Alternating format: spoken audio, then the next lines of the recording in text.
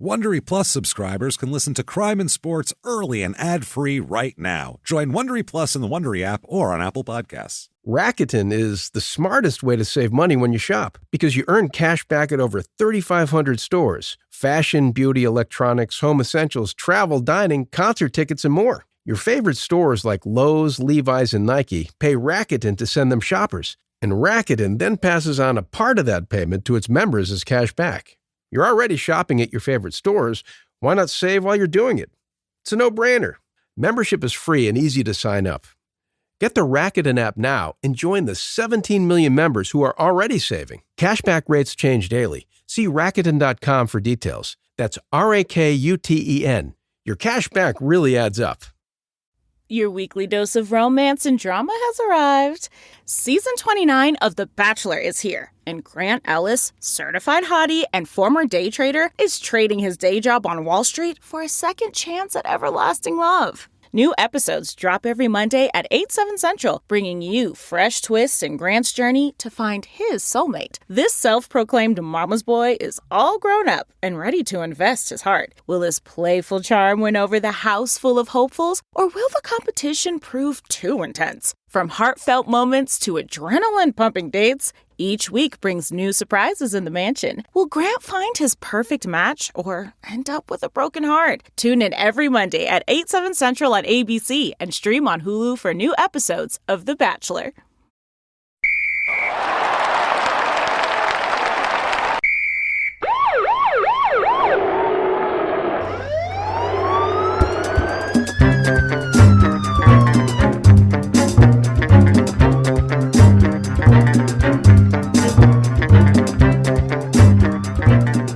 Hello, everybody, and welcome back to Crime and Sports. Yay! Oh, yay indeed, Jimmy. Yay indeed. My name is James Pietragallo. I'm here with my co-host. I'm Jimmie Whisman. Thank you, folks, so much for joining us today on another insane edition of Crime and Sports. We're going to have some fun.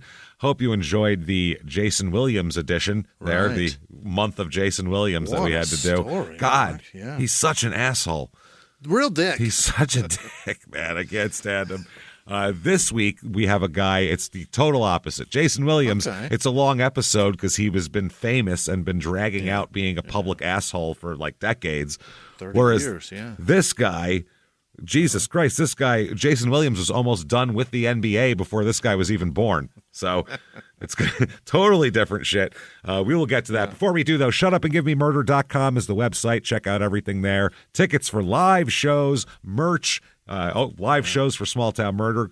Where are you? Kansas City. That's what's coming up. Yeah. That's Kansas City. I think it's the 18th of October. Yes, Oklahoma City sold out, though. So we're not pumping that. If you bought tickets, fucking show up. See you there. Show up or don't. We already have your money and we don't care. Do whatever you want to do. But Kansas City, we need your money. So buy your tickets. See you there. Get your tickets now, and also get your tickets for the virtual live show for Small Town Murder. We are discussing what costumes we are going to be right now. Hell yeah. It's going to be, we think we may have it, and it's something awesome Maybe, if we do. So check that out. It's actually sports themed, so you definitely get in there and buy those as well. You can watch the show for 2 weeks afterwards. All that shit, shutupandgivememurder.com. Patreon.com/crime in sports. That's where you get all of the bonus material. And anybody $5 a month or above, you not only get crime and sports bonus, you're going to get Small Town Murders bonus too. You get it all. And immediately upon subscription, you get hundreds of episodes you've never heard before. Right. New ones every other week, and this week is no different. What we have for Crime and Sports, we're going to talk about the 1993 Florida State Seminole football program, which was just teeming with scandal. And they had like a structured payroll program with guys. Oh, no, that's Florida. This is the Seminoles. Florida State. Florida Bobby State. Bowden. FSU. Yeah, the Golden Red. So them, and there was a big shoe scandal. You want to find out how to? Yeah, they won the national championship, and we're just eaten alive with scandal. It's fun. Then for Small Town Murder, we're going to dip into something very fun. We are going to get into Ted Bundy's psychological evaluation. Oh, who did it? In 1976, when he got convicted of the kidnappings in Utah, before he broke out and did all the other stuff in Chi Omega, Oregon, before he went to Florida State, essentially. They did a full diagnostic 90-day psych workup on him to figure out the sentencing and if he was a violent person or not. So this book I have is just this guy's whole psych workup on Ted Bundy. So let's find out what the fuck is wrong with Ted Bundy. What do you say, everybody? Is that in Colorado? That's in Utah. Oh, Utah. Yeah. He never got charged. Later on, he got charged, but at the time, it was just the Utah stuff. So there we go. We'll get into that. Patreon.com/crime in sports. That's going to be so interesting. And you get a shout out at the end of the show as well. Jimmy will certainly mess your name up. So that said, let's do this with our asshole of the week here. It is Mark Walton. Walton. Just like Sam, like the basketball player. Yeah, or Bill, or the people who own the stores. Or the TV show. Or the Waltons, Mark Walton, very common name, so you know that the mistaken identities are going to be fun here. It's going to be it's going to be a good time. So Mark is born here. By the way, Mark Walton Jr. also. You bet. He never uses the junior, but his father goes by Mark Walton Sr. So guess what, asshole? We found you out. You're a junior, pal. And he is going to... Sniffed you. Wow, this is not a good advertisement, not a good spokesman for junior behavior here, this guy. He's born March 29th, 1997. God 1997. Wow. That is wild shit. 27-year-old man? He's 27 right now, absolutely. Wow. And he has done enough dumb shit to end up on a fucking 2-hour-long rip your ass up podcast where two jerk-off comedians make fun of him. That's not, I mean, I guess you could call him prolific, but other than that, he's just an asshole, a prolific asshole. He's 5'10", 200 pounds. He's he's a football player. He's a running back, as we'll talk about here. Yeah, not a very good one, but a running back nonetheless. His mother's name is Kimberly Rogers, and his father is, of course, Mark Walton Sr. He has 5 brothers and sisters that we know of, so he's one of 6. Well, it's not all Kim. Mark also spreads the seed. Mr. Mark puts out far and wide here. He'll have a daughter later on, and he was raised primarily by his mother Kimberly for most of his life. And I'm talking like up to like 5 years old because we have a major event at 6. So up till 5, he has siblings, and he's raised by his mother, Grace. That's Grace right there. So that's enough. That's as good as his life gets. So we're in about 2002, and it's Grace. The buildings collapsed, and so did his life. It's all fucked up. So his father, Mark Walton Sr., when Mark Jr. was about 7 years old, his parents were already separated, his father is murdered. What? Yes, and not like on the street or anything like that. Very interesting. Where? Well, Walton says this. Well, you know what? We'll do an early in their own words here, I think, because what the hell? Why not? Because he's a goddamn mess here. In their own words, quote, he was stabbed in the heart by his girlfriend. It affected me big time. I knew he wanted me to do the right things in life and keep my head focused. That's my motivation in life. Make my mom happy the way she treats me. She broke her back for me. I want to make her happy at the end of the day. So she doesn't stab me in the fucking heart? No, that's her mom, his stepmom. I know, but... Yeah. The stepmom. Evidently, women will stab you in the fucking heart. Apparently so. Lady. Where was it that his dad was killed? In his house. What state, I mean? Oh, I have no fucking idea. I assume Florida, because everybody lives in Florida. He's born in Miami. Everybody lives in Florida. And that sounds pretty... Very Florida. It sounds... right on track, I think, with what you think of. What did he do to earn that? That's who the fuck knows. And Mark's grandmother had already died, and his older brother had already died at this point. So what? That's why I said grace on this kid. He's really, it's all tragedy from here on out. Yeah. And he's definitely not going to make his mom happy unless his mom likes him getting arrested on video a shitload of times. Loves fucked up kids. Yeah. November of 2011. He's in the 8th grade, and there's in the Miami Herald, he's in the newspaper talking about being selected to play for the 2012 East Bay Youth All-American Bowl at the Alamo Dome in San Antonio. Okay. So they said Walton will play defensive back for the East team in the 8th grade 185-pound weight limit game. Oh, so yeah, he's a running back in high school. Everybody great athletes play both ways in high school because they're like, get out there. Everybody else is terrible. Right. All these kids are spazzes who can't fucking run. Go. Yeah. You're an athlete.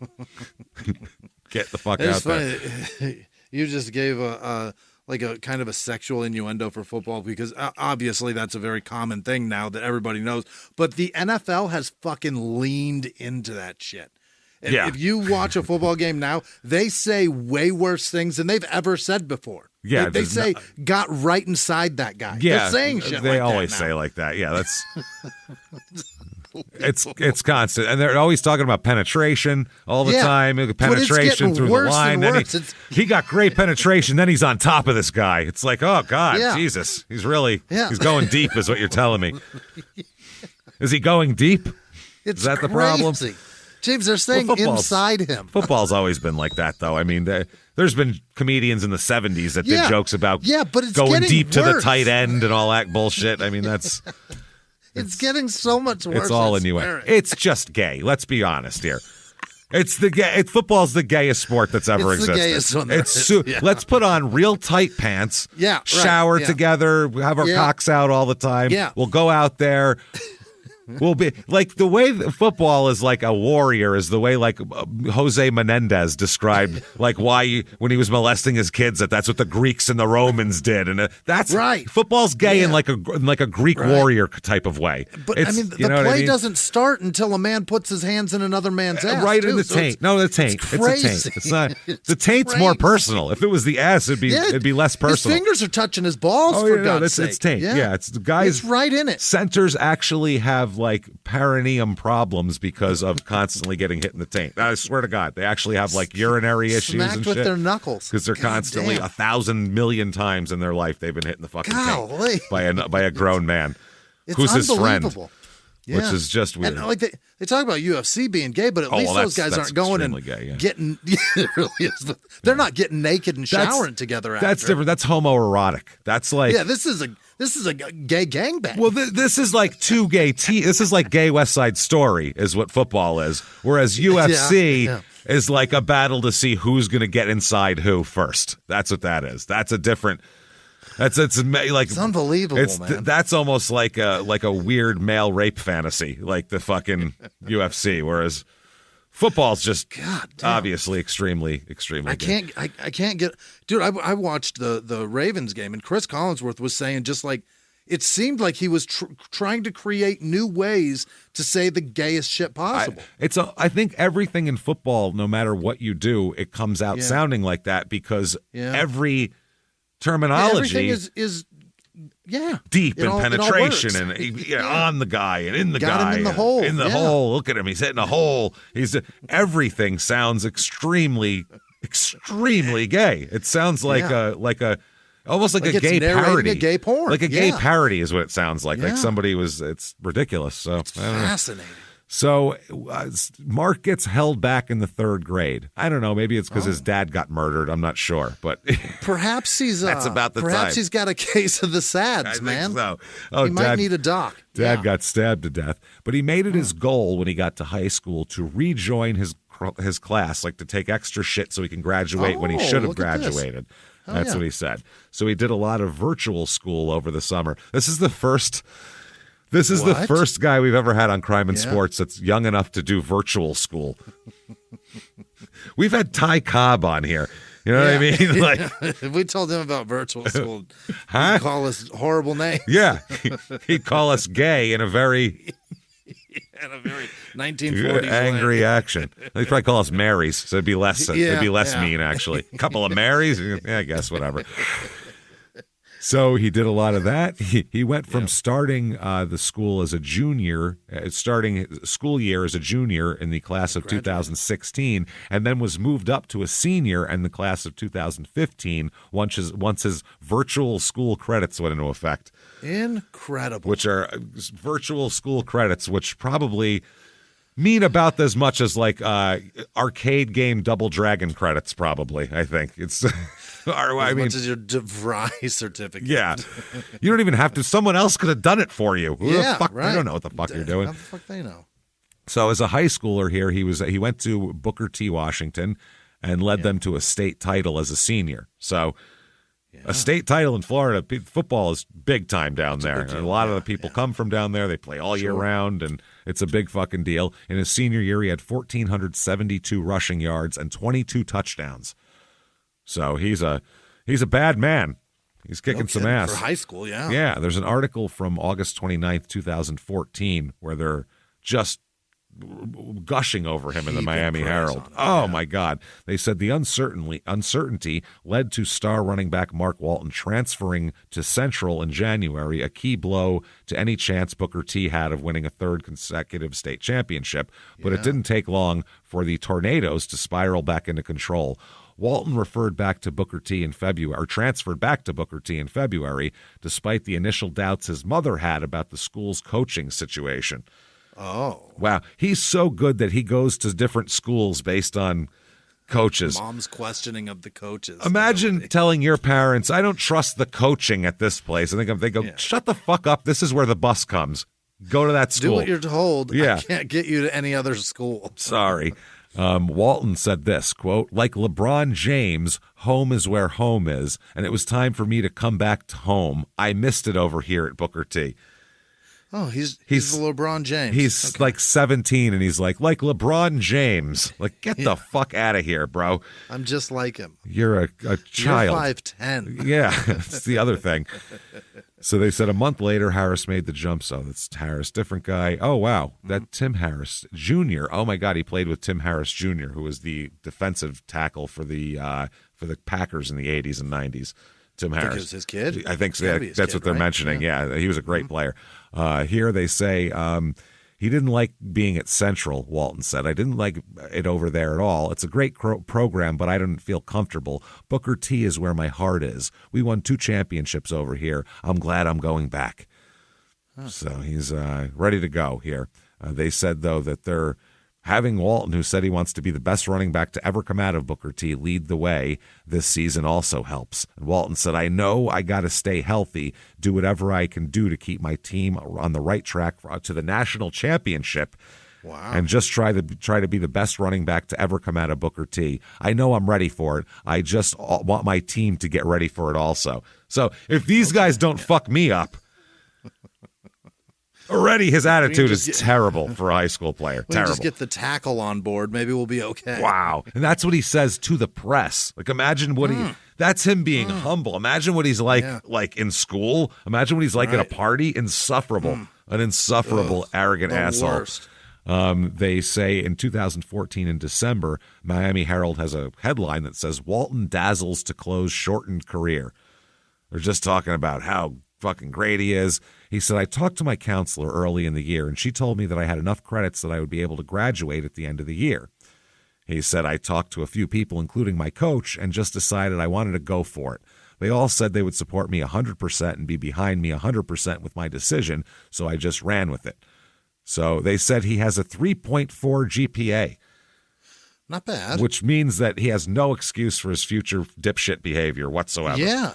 Fairly intelligent fella. That's a pretty, if you can get a 3.4 GPA, you're decently a smart person. You know what you're supposed to be doing. You know right from wrong, that's for sure. You knew you had to have your homework done. That's true. That's a slot above me in the high school rankings. So you knew what was due when. Yep, you knew what was up.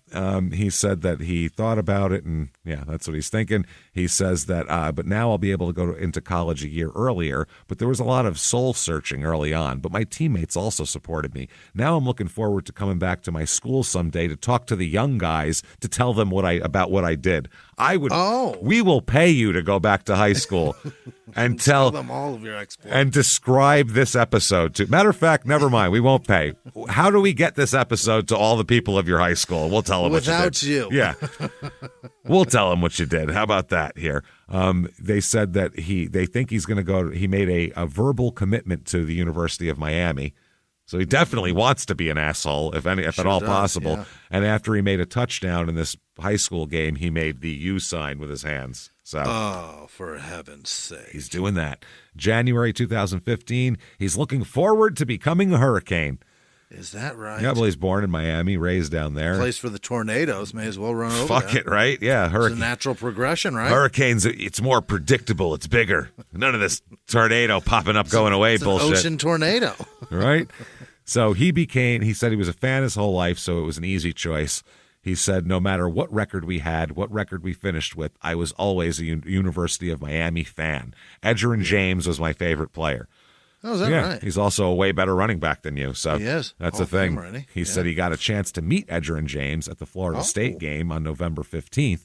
And he said he didn't know I was committed, and he asked me what position I played. I told him running back. He started telling me this is a great place for you. You've got the ability to change your family's life. In other words, they'll pay you in college is what he's saying. Yeah. If you work hard, you can make a fucking living here. You get a lot of yards, no matter how you get them. You can do it. Money. Yeah. That's what he said. I said, did you regret going to University of Miami? And he said, not at all. That's a decision he made, and it was the best decision he made in his whole life, and it helped change his whole life. Huh. So he wants to follow right in Edgerrin James's footsteps, 20 years later or whatever, 15 years later. So he says he's going to do it. He said that's been his dream school since he was little. He does have visits lined up to go to Louisville, West Virginia, and Georgia, but he said that, that's just in case he has to turn to a plan B. Yeah. He's like, they'll take me there and have like cheerleaders fuck me, so I'm going to go to those schools. I'm going to check out the trim in Louisville, West Virginia, and Georgia first, see what they got going on, and I'll be back. Right. He said, the reason I'm going to the University of Miami is because I feel like me, Coach Ice, who the fuck is that? Who the fuck is that? Coach Golden and offensive coordinator James Coley have a great relationship. Being around them, I love their energy. I think we have a great relationship, more than any coach that is recruiting me. So he likes the coaches. So his high school numbers, 2,769 yards, 45 touchdowns, 35 catches, 462 yards, because he didn't play the whole time. Yeah. So he's doing that. He's ready to go. Tim Harris Jr. said about him, I see a little bit of Duke Johnson in him. But in all honesty, without the track speed Duke has, but just not as fast. But less impressive and good. Less useful. He said, I see a little Clinton Portis with the patience, the running, the vision. Then you see the explosiveness of Willis McGahee when he was there. So he's saying, he's picking all these small guys. Well, he is. He's only 5'10", so he's going to be your best case is a Clinton Portis. Yeah, well, I guess Emmitt Smith. Emmitt Smith was only 5'10". You could be him, but Edgerrin James is only 6 foot, though, wasn't he? Yeah, he's not a big guy either. He's a little guy too. Yeah. He said Harris Jr. said, being in our system, he has an opportunity to add to his game as a receiver. That dynamic of him taking it to that offense down there can help them open up even more. Again, Gay. Yeah. He's going to head on down there and help open him up even more, man. He's going to be wide gape, baby. The shit out of him. He said, for us, there was many times he lined up at receiver in one-on-one situations. He's going to be the receiver of a one-on-one. He's going to take it. Yeah, he's the catcher here for sure. He's confident that he can be an outside threat while also being a running back. And he said that Walton can handle all phases. He said he can run outside. He can pound you. He can pound you. He can go balls deep. Balls off your taint, baby. And he can run it inside as well. Right up the gut, as they say in football. Get in the guts. Oh, man. He said at the end of the day, Mark's a playmaker who wants it on his back when things get tough. He wants it on his back. Your whole load, he'll take it right on his back. I quit. You know what I mean? I can't believe And that's what I mean. They're saying we didn't say that. Things now. We didn't say that in the beginning to set this up, by the way. This is just that was literally so organic. Then the next line's even fucking worse. Somehow. No. Is it sticky? It piggybacks on it so much worse. And I use piggyback as definitely on purpose there. So he's a playmaker who wants it on his back when things get tough. Then he said, you can't coach that in kids. No, you shouldn't either, probably. It's illegal, I You think. definitely can't. Morally, legally, it's all wrong, man. I think you go to jail for that. There's a whole separate wing for guys, I think. Holy shit. You'll get beat Fuck, up man. for that. Yeah, it's not good. He said the big games we had this year, Mark was that calming factor, not only for the players, but even us, the guys on the coaching staff. This keeps everybody calm. He fluffs them up, keeps them calm. There were some games he would come to me and say, Coach, don't worry about it. We're in tough situations. Give it to me. I've got it. I'll take it right on my back. I would tell him, they're stacking the box. You're not going to be able to do much. He would say, Coach, I got it. I'll figure out how to run against them. That happened in two of our toughest games at the end of the season. Our trusting him and believing in him with his growth over the years, he's made sure to make those things pay off. So, God damn it. He's going to be taking it all over his James. back. They didn't say this shit 10, 20 years ago. They did, Not this though. bad. They did. Not this bad. They did, man. It's always been like that. We just see it Oh so my much now. God. We just see so much football where we're like, it's overwhelming. That's got to be what it is, right? Yeah. Because you didn't watch every game No. before. Now you watch it every fucking day. Yeah. They somehow figured out how to get it on 7 days a week. And if there's a really good clip of it, you'll see it 100 times on Oh, social so many media, whereas times. before they're not going to replay that for you. So there's not going to, Chris Berman wasn't going to do like the plays of the week and listen to this guy talk about obvious anal sex between two football players. That's not going to be part of the highlights. Every fucking innuendo possible on this one play. Oh, fuck. So Walton says here, from my conversations with Brad Kaya, I know he wants to change it around. I just want to go in. Just want to go in. And out. And out, and in and out, and in and out, and in and out, and in and out. Bring the team together as a family and just let these guys know we've got to win. It's time for the University of Miami to be back. Let's bring more energy. Let's start winning. Get all the negativity out. Make our fans happy. Do it the right way and win. Yeah.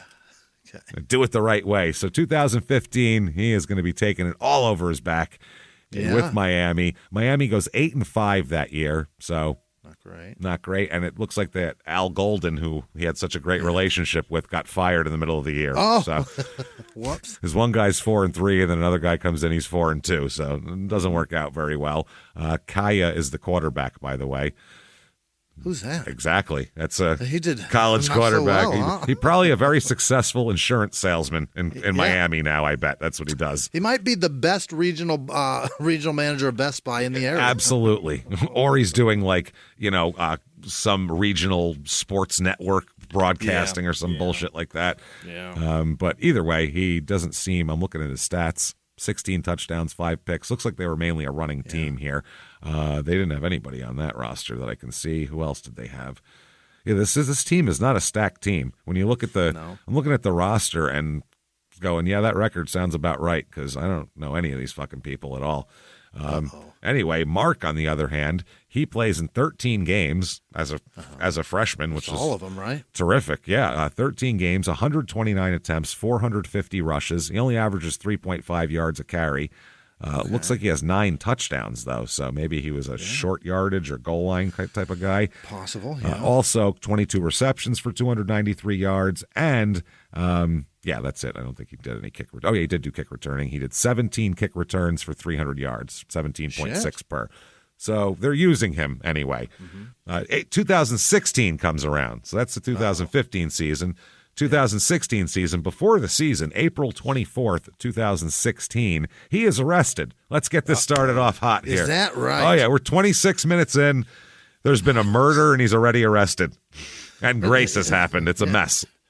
And we still miss Grandma and our brother. Yep, and he's already arrested on suspicion of driving under the influence, of course, and with a suspended license. Because why not? Why not? If you're going to drive shit-faced, why have a license anyway? He's already done enough things to have his license suspended. Yep, that's what I mean. He's already a terrible driver. This leads to the Hurricanes to suspend him from the team indefinitely.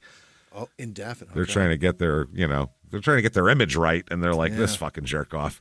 Yeah, have you heard about what we did in the 90s and early 2000s? We look like schmucks already. Yeah, this is really there's multiple documentaries about us. Yeah. We got to get this right. ESPN we might have has the a worst whole reputation of any college fucking They have a whole movie network just dedicated to making shit about us. We got to stop this. So they said that Walton was going through the booking process Saturday, and it was unclear whether he would make his initial court appearance or whether he retained an attorney. Meanwhile, the DUI and suspended license citations may only be part of Walton's legal issues going forward. Why? A person familiar with the situation told the Associated Press that Walton was also under investigation for impersonating a law enforcement officer. What? Why do they always do that? How many times? That's got to be the most common, like, weird charge that we get. Like, obviously, there's domestic violence, the driving shit, but out of, like, weird charges, we've had that happen, like, 20 times on Crime and Sports. 3-4 times, yeah. One time, the guy pulled over the cops. That's what I mean. Yes, it's almost like that was Old and Polonice, I think. Yeah. That's almost like they think they're so important that they're like, no, you don't understand.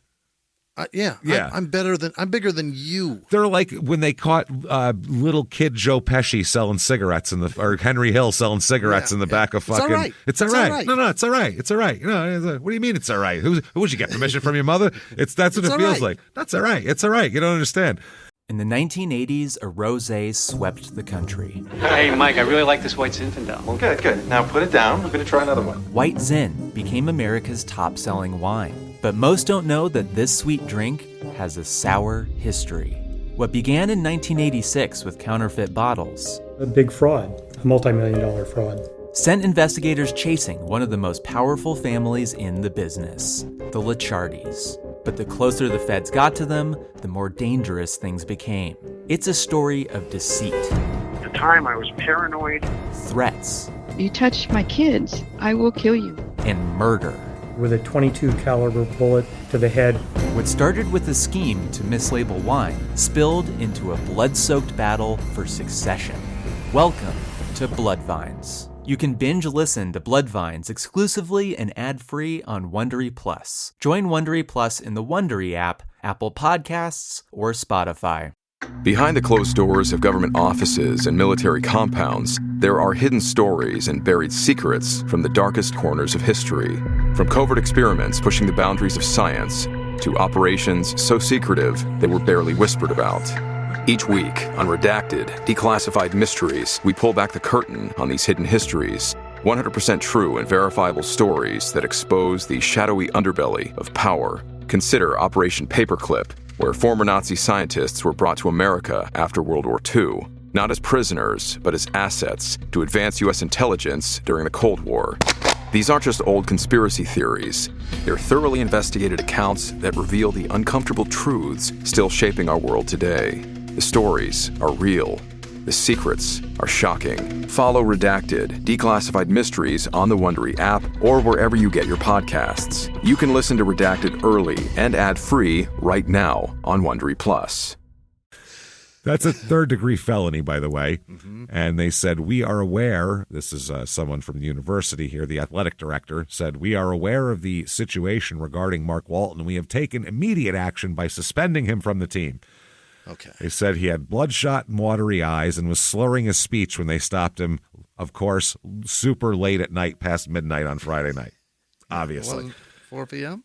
In the arrest affidavit, the police said Walton nearly fell when asked to walk to the back of the vehicle. That's not good. Oh, that's so drunk. This is like think about it, as far as athletes go, this is a top 1% athlete. He's a running back. His balance is incredible. Like he's oh my God! You can. He bounces off of a 250-pound guy can hit him and he won't fall down. Like no, that's good balance. He reassesses and figures out his center of gravity and quickly stretches his legs in a split second to get back on his feet. Can't walk to the back of the vehicle though. 13-foot walk, almost fall. He could have like leaned on the car, put his hand on it as he went. Nothing. Still anything. Man, that is wild. He nearly fell. Then breath tests showed that his blood alcohol levels were lower, though. They were 0.059 and 0.06, which are low. So they think that it's probably a pill situation, possibly, because he's slurring and stumbling. So 2 beers and some pills. Oh, yeah. You are Holy shit. fucked There is very little better than a glass of wine and a Xanax. up. That is a fantastic evening. That But is- more than that is a problem. No, yeah. I'm not moving. One drink and people will take whatever. Yeah, that is like, hey, you're getting a good night's sleep tonight. Yeah, So you bet. this is rough. Also, those are under the state thresholds for DUI, but he's only 19 years old. So you can't do that at all. Under 21, there's a threshold of .02. So you can have some in Florida. In the state of Florida, even though it's not legal to drink till you're 21, you can drive with some alcohol in your system, apparently. What the fuck is that law, Florida? Jesus, Florida. What the fuck? I think there's what the fuck Florida can just go across the board. What are you doing? WT Florida. That's it. I don't want to hear shit about be nice, there's a hurricane. There's always a hurricane. There's always a hurricane. I feel bad. Several. Yeah. Doesn't matter. I'm not happy about it. Not happy. But doesn't mean you get to let children drink. No, that's the thing. That's no excuse. And drive. Yeah. And drive. What is that? Fucking black mold in my brain is no excuse. So he emerged from the spring practice atop the team's depth chart at running back. He's supposed to be the starter this year, too. Oh, my God. Which would have put him on pace to be the starter, and they said that it's uncertain. It's completely uncertain what happens. Miami kicked a kicker off the team just last month for getting a DUI. Uh-oh. This guy, that's a kicker, you're gone. If you're a good running back, let's talk about it. How about a suspension? That's a wild thing too, because the kicker's usually your highest point scorer. You know what I mean? Oh yeah, that's the guy that puts the most points up. So you need a good one. Yeah, but and college kickers are mediocre. Anyway, Prater does great, and he's a fucking alcoholic. Sebastian Janikowski was drunk we did an episode about him, for fuck's Yeah. sake. He's a mess, but didn't matter. Yeah. He's also Prater from goes to Poland or something. So Prater's just some dick from Detroit that goes to fucking rehab. You know what I mean? He's not. Yeah. I don't know where he's from, but it seems Midwest the way he drinks. Sure, Indiana or something maybe. I don't know. Fucking loves booze. So July 14th, 2016, the charges get dropped. Okay, this is interesting. Mark Walton tells his side of the arrest. Okay. His attorney blasts the city of Miami for its conduct against this poor young man here for arresting him. They asked Walton about it, and he said, quote, "It's been tough." He said, "I stuck with God and my family and my lawyers." This dude, he's already a huge monster asshole. "I'm just grateful that everything comes out. I'm happy to be back on the University of Miami campus." So his attorney, Joey McCall, told reporters gathered here that Walton was the victim of a setup involving police and a woman who accused him of assault and impersonating a police officer. His lawyer alleges that Walton was, quote, lured by police to the woman's home based on unsubstantiated and unobserved information. And when Walton arrived, police, quote, had to find a reason to arrest him for something. Well, it's a good thing he was driving in a condition where he couldn't even fucking walk. Hey, Without guess a what? license. Yeah. We were wondering what we were going to arrest him for. Fucking Yeah. problem solved. He's shit-faced. He just drove here. And then he showed up with no license and happened to also be under the influence. Yeah, That's and easy. So he obviously can't drive, and he's not real good at walking either. So he's going to jail. So he was never charged with impersonating an officer or assault. Citing a lack of evidence, the state opted not to prosecute him for DUI and dropped a charge of driving with a knowingly suspended license because Walton was compliant, commenting that any person in a similar situation would have been afforded the same benefit. He was immediately reinstated to the football team from indefinite suspension as soon as the charges were dropped. Wow. I mean, that's all they were waiting for. They said that the article says, as far as why Walton was involved in the whole mess to begin with, there are 3 versions of the story. 2 of them similar, and then there's Walton's version, which is obviously, based on a lot of lawyers and university people getting together to figure out a good version. And his own interests. So the Miami police report said that a man who claimed to be an off-duty police officer assaulted a woman and asked her for a date, which is a strange approach. Pow! You want to go out with me sometime? That's a weird... I mean, unless they're actively looking for a pimp, that's a very strange approach to a lady. I think it's very interesting. In a written statement to police, the woman said she was frightened throughout and feared she would be raped by the man, whom she said grabbed her wrists and turned her against her car to arrest her, then assaulted her. Felt her up, I guess, in some way. Yeah. The version that McCall told Wednesday, as Walton, this is the lawyer, Walton's lawyer, was that Walton was nearly hit by a car that was swerving all over the road. Now there's another car involved that's swerving all over the road. Yeah. And signaled this crazy driver to pull over. Okay. And wound up, this is hilarious, by the way, wound up following her to her home to make sure she arrived safely. He was just concerned for the young lady's safety because obviously she drives wild. She wasn't in a safe condition to drive. Okay. They literally said that. Wow. They said when he was arrested, he feared for his life as well. Okay. Okay. You wait a second. Your story is that somebody was swerving. You somehow, without police, any accoutrement, not a badge, not a light, nary a flashing light, somehow got her to pull over. Yeah. And then after that, you decided, as being such a good Samaritan, by the way, this is in the middle of the night. You decided in the middle of the night to be a good Samaritan and just follow this poor, wayward young lady back to her home to make sure she arrived safely. And you're expecting people to buy that. What a guy. You weren't trying to get laid at all. That never. No. You're a young guy. Never tried to get laid. Superman. Saving society. Walton's attorneys released the media text messages purporting to show a conversation between Walton and the accuser before he arrived at her house. Well, how the fuck do you have her phone number and are you texting if you just pulled her over? She's a wild-ass driver. If you just pulled her over to the side of the road. The accuser's text said, well, my girls just left, so you're going to pick me up. And he said, you want to hang with me? LOL, you sure if I drink, I will call my driver to drive us. And then she said, the question is, can you hang with me? And he said, LOL, sure. If I drink, I will call my driver to drive. I don't think this is real, by the way, for some reason. Then they said, fine, that's fine. We can take an Uber if anything, but hurry because being alone, I can pass out. And then he said, Uber to me and I will take you back. Which makes neither of their stories seem plausible. No. By the way. Also, it's kind of a dick move, isn't it? Uber to me. Uber to me. Yeah, you Uber to me. Your pussy over here. Yeah. And then I'll take care of you later. He didn't even say, I'll get you an Uber. He said, Uber to me. He's not even willing to pay. Pay for your own Uber. The fucking Come Uber. Here, yeah. Fuck me, and then we'll figure out how to get you home. It's COD pussy that he's never going to pay for.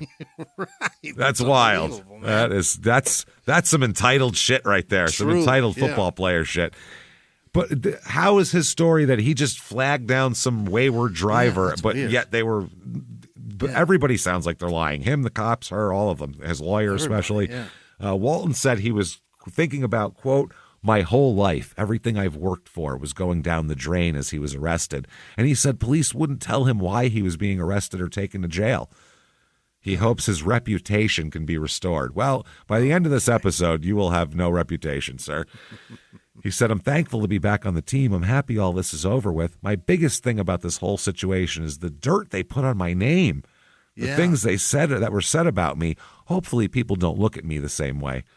Oh, no. Well, the thing is, man, nobody's got a story that jives with the other story. That's even it. Close. Not even close. No one knows anything that happened at all. No, least of all the cops. Yeah, from what I understand from the police report, you were stumbling and falling down going to the back of the car. That's all I know at this point. So, and I don't know if that's true either. So 2016 Miami, they're 9-4, which is again not real great here. Fine. He has a good year though, so good for him. Yeah. I mean, he's a decent year. Let's see here, 13 games, 209 attempts, 1,117 yards.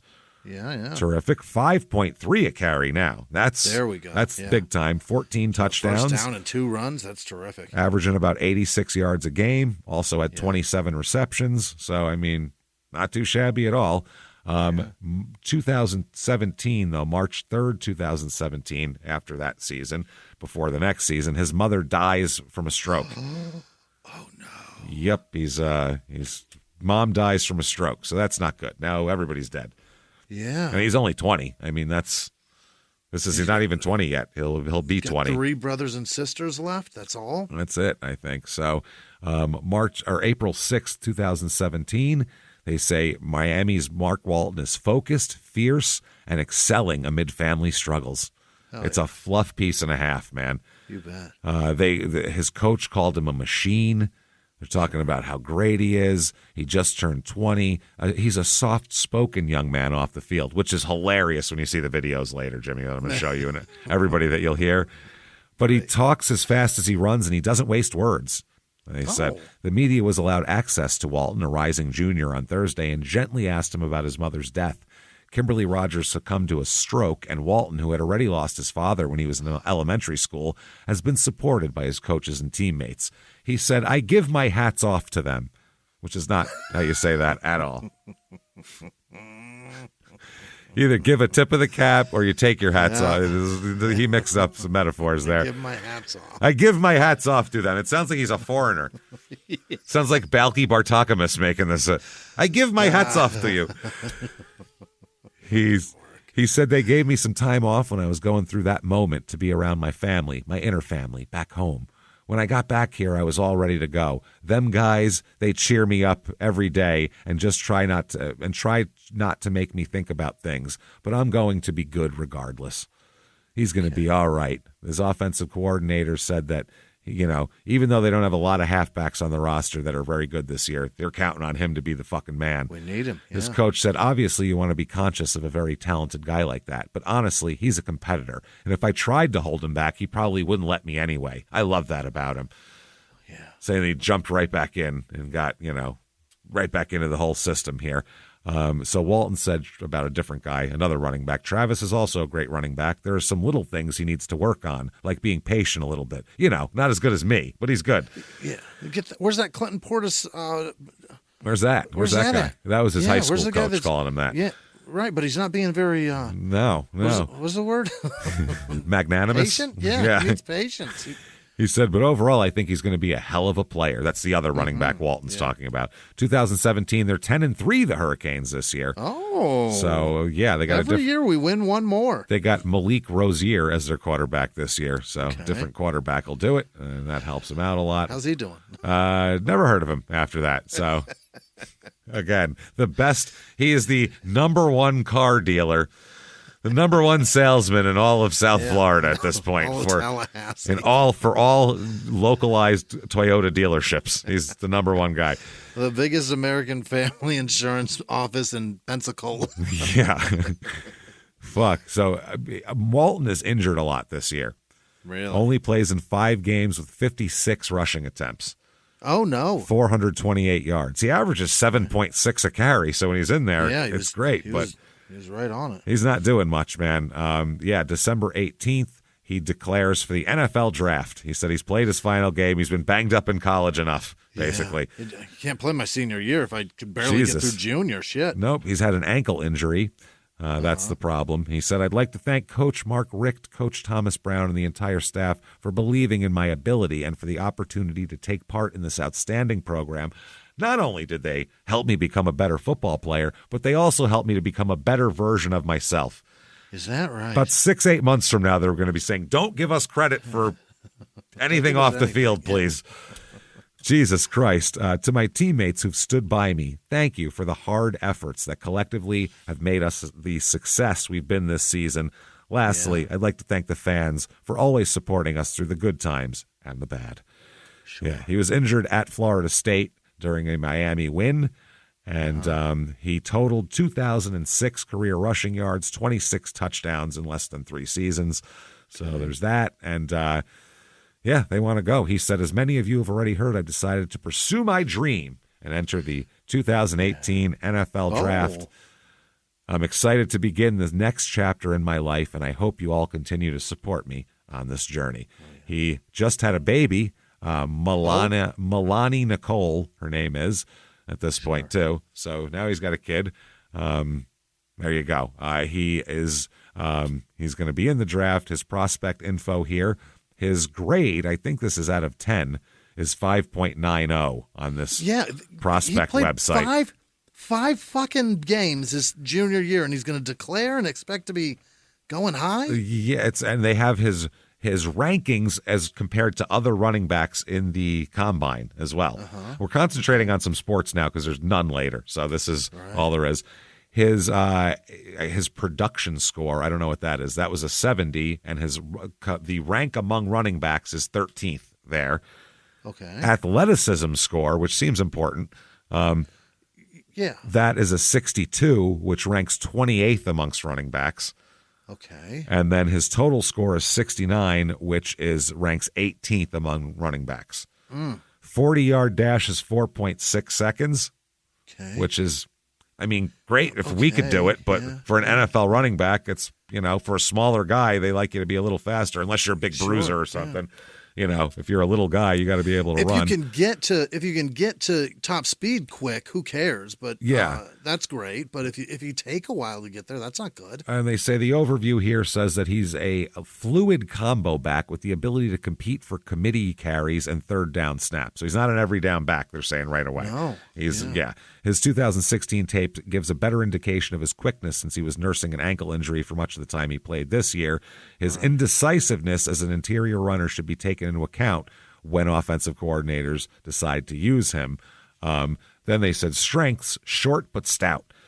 Has thick, powerful lower body. Runs with knee bent and balance. Loose hips, can rotate to find sharp cutback opportunities. Finds yardage for himself when blocking isn't there. More decisive and confident than working from dotted I. That formation. Able to hug run lane tight when needed. Good acceleration to the corner. Touchdown maker. Drops pads and gets forward to lean into first contact. Effective attacking linebackers out of the backfield.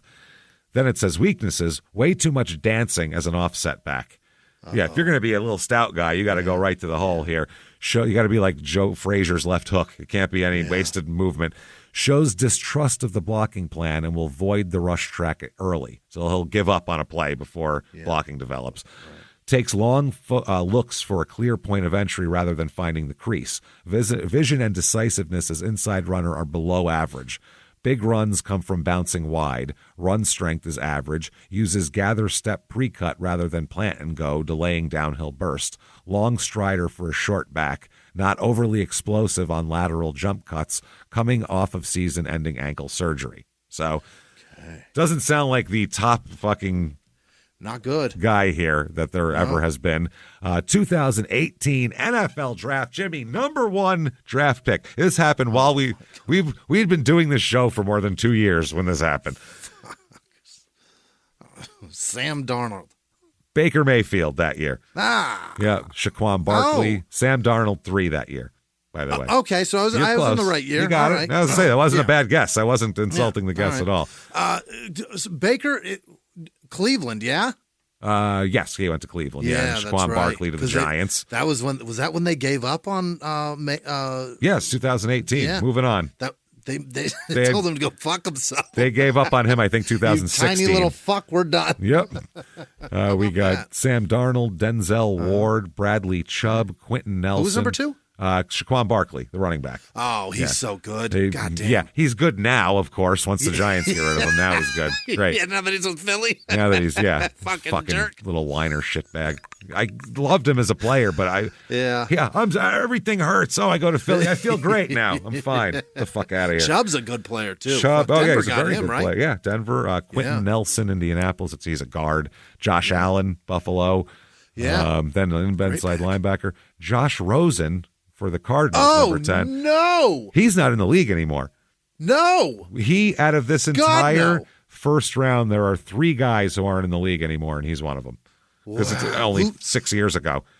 What quarterbacks were drafted after him? After him, we have, let's see, I'm going a safety. A bunch of people still in the league, which is excellent. Only quarterback taken other than those guys in the draft that year was Lamar Jackson at the end of the first round. No fucking way. Could have had Lamar Jackson very easily. Rosen over Jackson. Yep.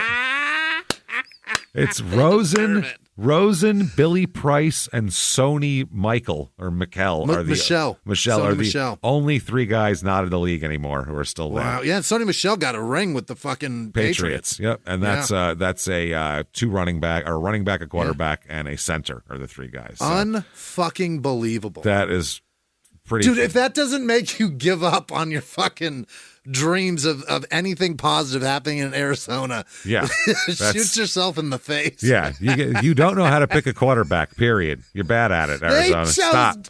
Drew Rosen. Just stop. Lamar Jackson. They're not good at picking people. They're really not. Unreal. So, second round going on here. Still not a lot of big names here I'm looking at in the second round. Yeah, this not even a Walton? This 2018 draft is not that impressive. Not that impressive. No. It's not that impressive of a draft. Yeah. Finally, in the fourth round, Cincinnati takes Mark Walton. Wow. They do this with the 112th overall pick. They take him. I mean, at least you were drafted, man. That's which more is than a lot of people can say. Probably 15 to 18 running backs, which is right where he was ranked. Yeah. No one's going to pick him as the fifth running back if he's ranked 18th of all. That's those numbers. And coaches get fired if they pick the they make gut calls and they don't work. You're coming off of a bum ankle, like it. Yeah. They're taking a chance on you late if they're taking you. No idea what you're getting here. So, so he's got this. By the way, he also supports at this point. As soon as he's drafted, he's supporting a 1-year-old daughter, also his girlfriend, so his family, and his 15-year-old sister Viola is also he's supporting because his mom died. Right. So he's supporting his sister as well. A lot of pressure, man. A lot of pressure, and he's on the Bengals, which is notoriously the cheapest team in the league since the beginning of time. Yeah. And also, and they don't have Joe Burrows yet. No. It's not positive in Cleveland or in Cincy at the moment. At this point. Is bad. They're 6-10 that year. This is still Marvin Lewis coaching. Andy Dalton is their starting quarterback. Oh, wow. Andy hasn't even gone to Arizona yet. Nope. He started 11 games, and then Jeff Driscoll started 5 games. Wow. That tells you something there. This is Joe Mixon. I said Drew running Rosen, back. didn't I? You said Josh. Yeah. You Josh, said, I let it go. Well, I've already gotten a tweet or two by now, I'm sure. I'm sure. Or an inbox. Angry Cardinal fans. Yeah. They're an angry fucking fan base. An angry group. They can't quite get there. With good reason. Good fucking reason. Yeah, they should be furious. But they, you know what though? They should have given up on them a long time ago. They're not from there. So unless you're 14 years old, if you're a 48-year-old man who's upset about the Cardinals, you should have picked another team before they even moved there. Right. Or where you're from. Yeah. Since they've fucking been there, they've literally done nothing to make you think that they're a good franchise that you deserve a following. So what the fuck are you doing? This is So the Bengals this year not terrific. He has in week 4. Walton has his first 5 professional carries that year. Wow! For 9 rushing yards, and he also had that's all he got. That's it. 2 receptions for 28 receiving yards. This whole season he plays in 14 games. Doesn't start any at all. He has 40 yards on the board. 14 rushing attempts for 34 yards. That's his whole season. Oh my God. He's hardly used at all. He does get a nice penalty here for unsportsmanlike conduct in a game against Oakland, which, is that right? They're just being normal. I mean, you probably got to throw an elbow or two against them. So the season's over. And February 16th, 2019, he's back home in Miami after the season. Of course, he's back home. As we always say, never go home. But he does. Right. And he is arrested late on a Friday night for a charge of misdemeanor battery after police say that he got into an argument with a couple at his condo. Okay. So I'll beat you and your wife's ass. What the hell happened there? He already posted bond. I guess police said that his car was obstructing the entrance to the building's parking garage. Because he owns the world, he thinks. Right. Another couple in a car trying to get into the garage asked him to move it. Now, who knows how they asked him. They said, move your shit box, or why is this piece of shit in my way? Hey, asshole, or could you please move your car because we need to get in there. We have no idea. That lives here, you fucking jerk. There's a lot of things that could be said. Well, apparently the woman started recording Walton with her phone camera. Welcome to 2018. And he got real pissed off about that. and snatched the phone from her hand. The number one thing celebrities don't do is snatch a phone from someone's hand. Don't touch it. Don't do it. Don't do it. So he and the woman then got into a, quote, tussle, which... The woman? Him and the woman, because he just threw her phone. So she tried to get her phone back, and they got into a, quote, tussle, which is what OJ called fucking beating Nicole a tussle. Both suffering scratches in the altercation. So they scratched each other's eyes out, him and another woman, which is crazy. And... yeah, that's how that goes. So he's arrested for that. We don't know. So very weird. February 18th, 2019. That is February 16th, 2019. On the 18th, now they're saying he's facing a marijuana possession charge in Florida. Okay. So, yeah, he got into an argument with the couple and did all of that. Then after police, the drug charge came from a different incident, not from then. It comes from January 16th, a month before that, when police said they smelled marijuana and found weed in his car during a traffic stop. This guy gets pulled over way too much. Yeah, right. Just a terrible driver. Not a good driver. Miami Herald reports prosecutors did not make the drug charge public until Monday, and because he signed he said he'd appear in court, ROR. Yeah. So he posted bond for the battery charge also. Okay. So they're talking about it, and the video comes out here. Prosecutors have released the video that shows him snatching the phone from a neighbor's hand during this, which is fucking wild. A couple trying to drive in, I guess, asked him to move, and they say he ignored her request, so the argument ensued. The woman was in the passenger seat. Paulina Novak is her name. It's with a W, but it's probably a Novak. It's Novak, yeah. She started recording with the cell phone and the driver called 911. Mm-hmm. So the video clip shows Walton cursing and dialing 911 on his phone. He said, "I'll call them for you." And as he walked away, then he grabbed his crotch and said, "The fuck is wrong with you?" Okay. All right. She got out of her car and walked up to Walton, who was talking why would you get out of your car? Just stay in the fucking car, lady. Was talking to several other men. So the woman said, "Who is that?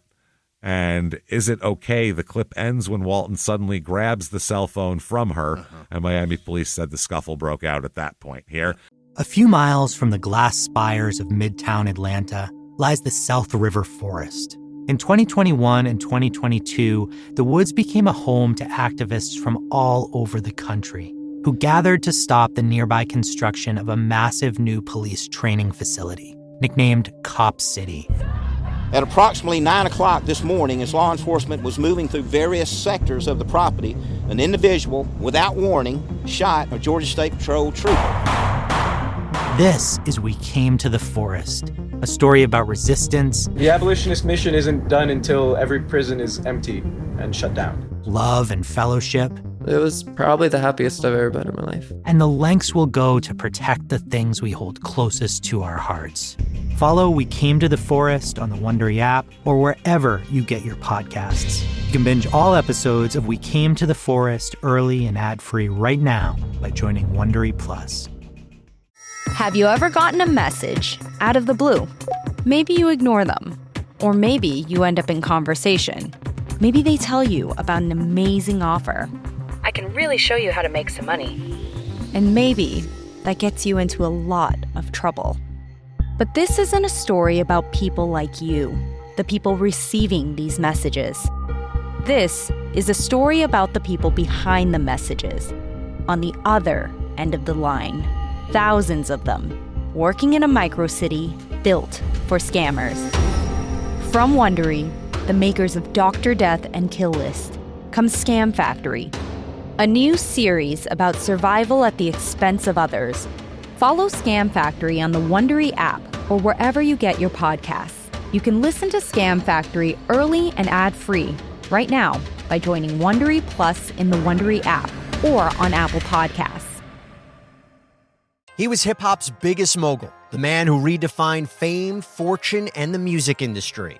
The first male rapper to be honored on the Hollywood Walk of Fame, Sean Diddy Combs.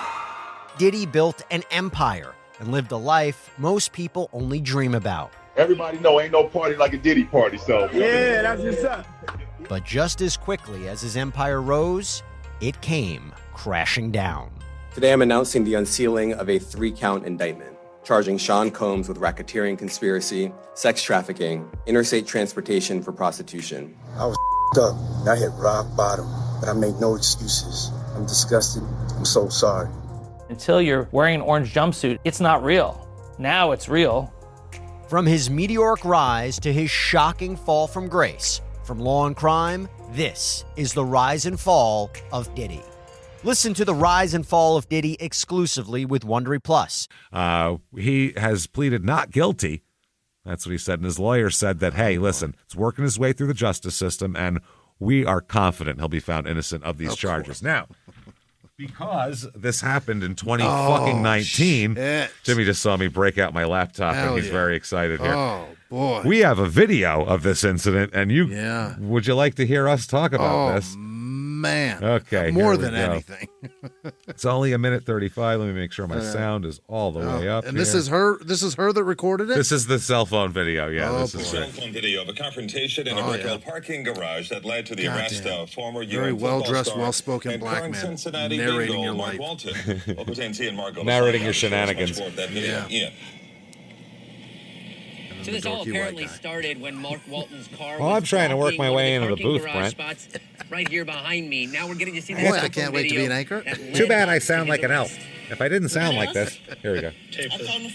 Kings fans may I'm calling recognize for this you. man as for you. former Miami great Mark Walton. According to police, this is cell Former phone video Miami from an argument great. that led to his arrest One for good battery season. back in February.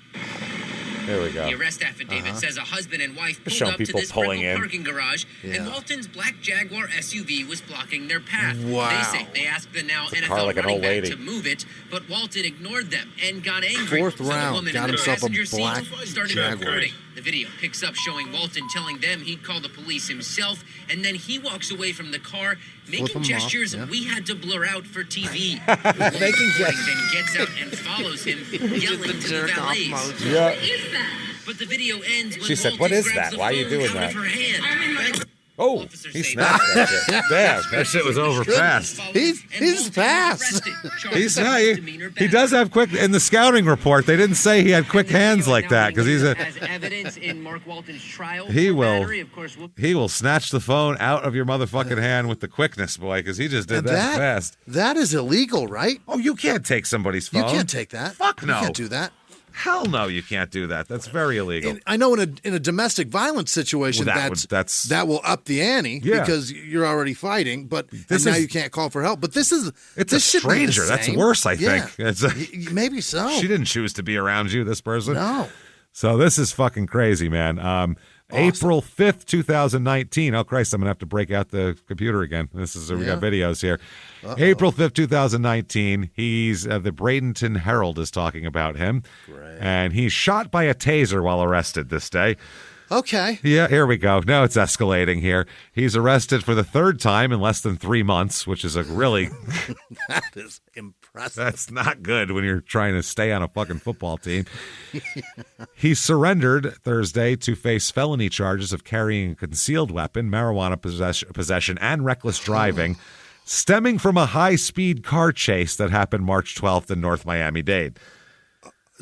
I think he took that Jaguar for a ride.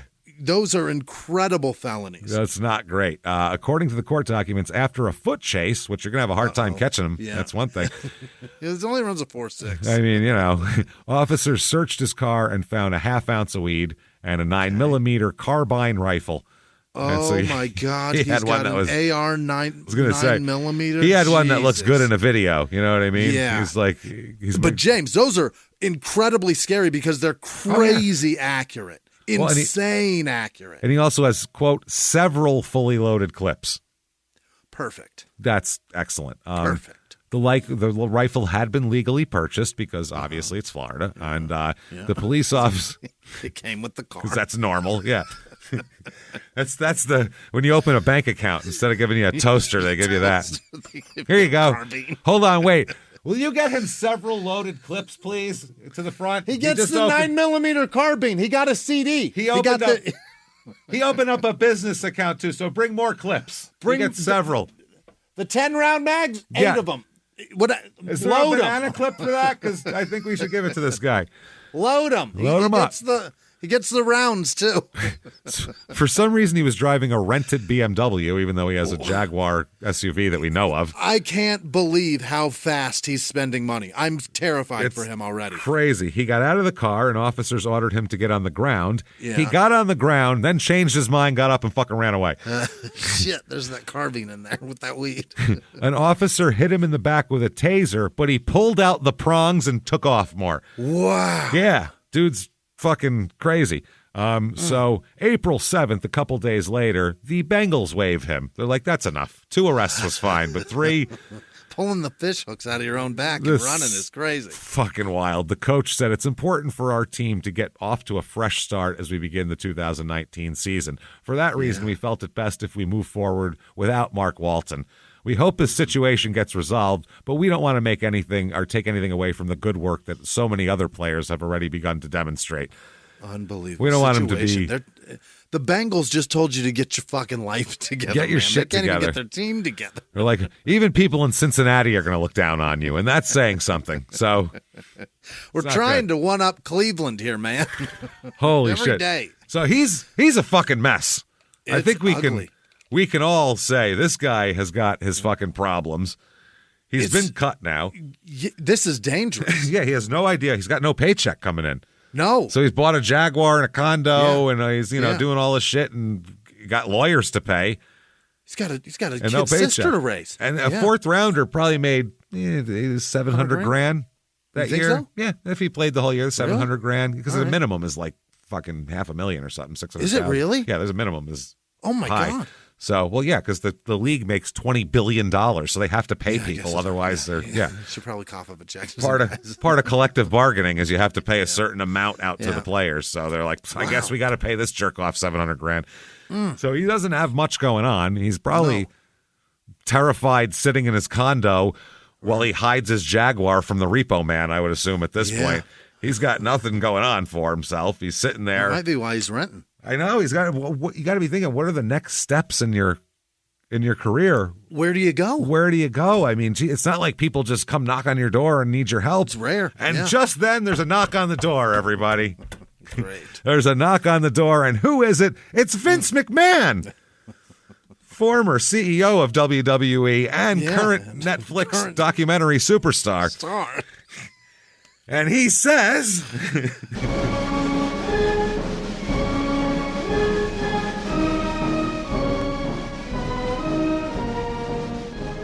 How is it you've come to arrive here? Oh, I got to tell you. Listen, no. I understand. I don't have a job now either. I get it. Look, listen, we're both unemployed, okay? But I have a plan, okay? I'm going to, from the ashes of what I've had, I'm going to rise up like a phoenix with venereal disease, and I'm going to start a new wrestling company. Yes, a new one. It doesn't have all these rules. Burning. Oh, everything's burning. You're burning, I'm burning. Several young ladies who I paid a minimal amount of money from last night, they're burning hard. I'll tell you what, but listen to me. I'm going to start this up. I need people like you. Mm-hmm. I need someone who's willing to just snatch the phone out of a stranger's hand and throw it to the ground. I need that. I need it. Fish hooks out of your own back. Fish hooks out. Think about that. The cops, they're chasing you. You're running. We're going to do that. That's going to be your first storyline. Hey, you're running, and they tase you, and you don't even feel it. You don't even feel it because you're strong. You're strong. You're vascular. Oh, God. Oh, take your shirt off. Oh, my God. Take these overalls. Take them. Oh, God, I'm going to pee all over the place. I'm coming. He's a squirter. He is. And he disappears into a cloud of 1099s and lawsuits and documentary releases. Other people's blood, sweat, and tears. And Mark is like, shit. Such a piece of shit. I wanted that job. He's like, fuck, that sounded great. I need it. I need to pay my bills. Fuck. They thought, the funny thing is, that they're like, that's enough, though. The Bengals, who, they had like Pac-Man before that. Yeah. And everything of that nature and everything. They had Henry shit. Jesus Christ, man. So, the traffic stop that this all happened, they said his BMW was speeding and weaving in and out of traffic. Okay. Then the car abruptly pulled over in the front yard of a home. Not on the side of the road or in the driveway. It's not like it's a fucking a malfunctioning Tesla. No. He's doing this. He's doing, yeah. You have to move the wheel back and forth. Yeah. He fucking pulled into someone's front yard, not their Yeah. driveway, not the curb. He just pulled into someone's grass, and one officer saw him getting out of the car and ordered him to the ground. He fell to the ground, and then they said in the report he, quote, sprang to his feet and ran off. He's like, why am I doing this? I'm faster than them. Fuck this shit. Dumb? Yeah. So during the chase, the guy did shoot him with the taser. He dislodged the prongs, ran off. They found weed in his car and a rifle, several fully loaded clips and all that kind of shit, like we said. They immediately fucking cut the guy, which is very fucking interesting. So the Bengals just got a new head coach too, so that's why they're like, nope, not the coach is like, don't need this fucking guy from last year. In his press conference, the coach, which just happened before this, he preached character and accountability. You make me look like an asshole, man. You son of a bitch. So actually, it gave him a chance to show it and go, see, I don't take any shit. Yeah. They said that it was weird why they even took Walton. They didn't understand it because they said that the best case scenario is once Giovanni Bernard, remember him? He was a good running back. Yeah, he was a good running back, yeah. Once his contract ran out, then they said that maybe he was there to replace him. That's all they could think of. Otherwise, they really didn't have any use for them. Yeah, Bernard did he go to Oakland after that, I think? Oh, Jesus, I don't even remember. He's a good running back. He had to go somewhere else, tough. right? He was tough. So they say he was around for a while. I don't think he's probably still around anymore. Was it? No, not anymore. It's been 6 years. Fucking 8 years. Running backs, 27, you're dead. You're dead to them. Yeah. So you might as well be a 60s rock star. 27, it's over. You're dead. So they said that it looks even worse because Cincinnati never drafted an offensive tackle during that draft, and they wasted a 4th-round pick on this guy rather than they could have got an offensive lineman that they could have worked into something here. Sure. So May 3rd, 2019, this is when the tasing video emerges. And as you know, we have that shit. So yeah. It's fucking wild. So the cops say, obviously, just look at this.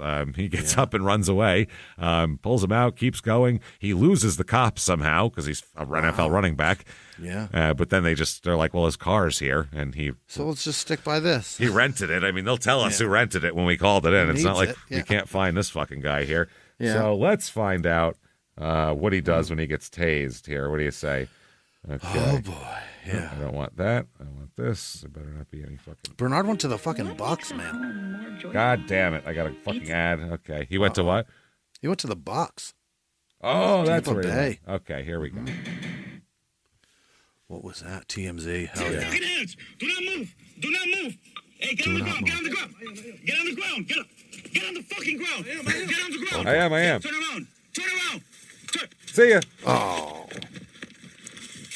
There's the taser.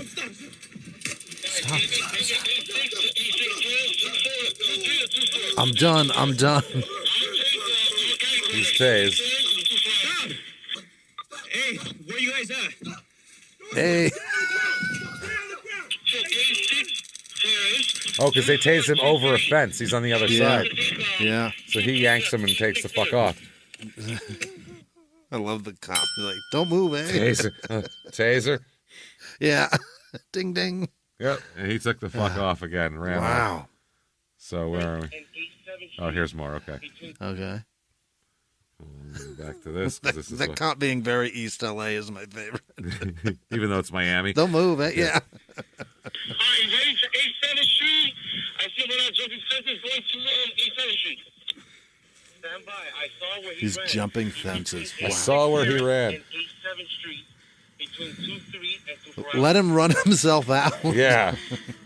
He'll get tired eventually. Yeah, I can see him. I see him running. It's all right. I'm here with the vehicle. Is your cat up? Hey, when I was chasing him, I saw him jump. You're like, this motherfucker's fast. He's so fast. But we have to go back and He's a superhuman. Plays in the NFL. He's so fast. This guy's like a running back or something. Yeah. That's just them searching shit.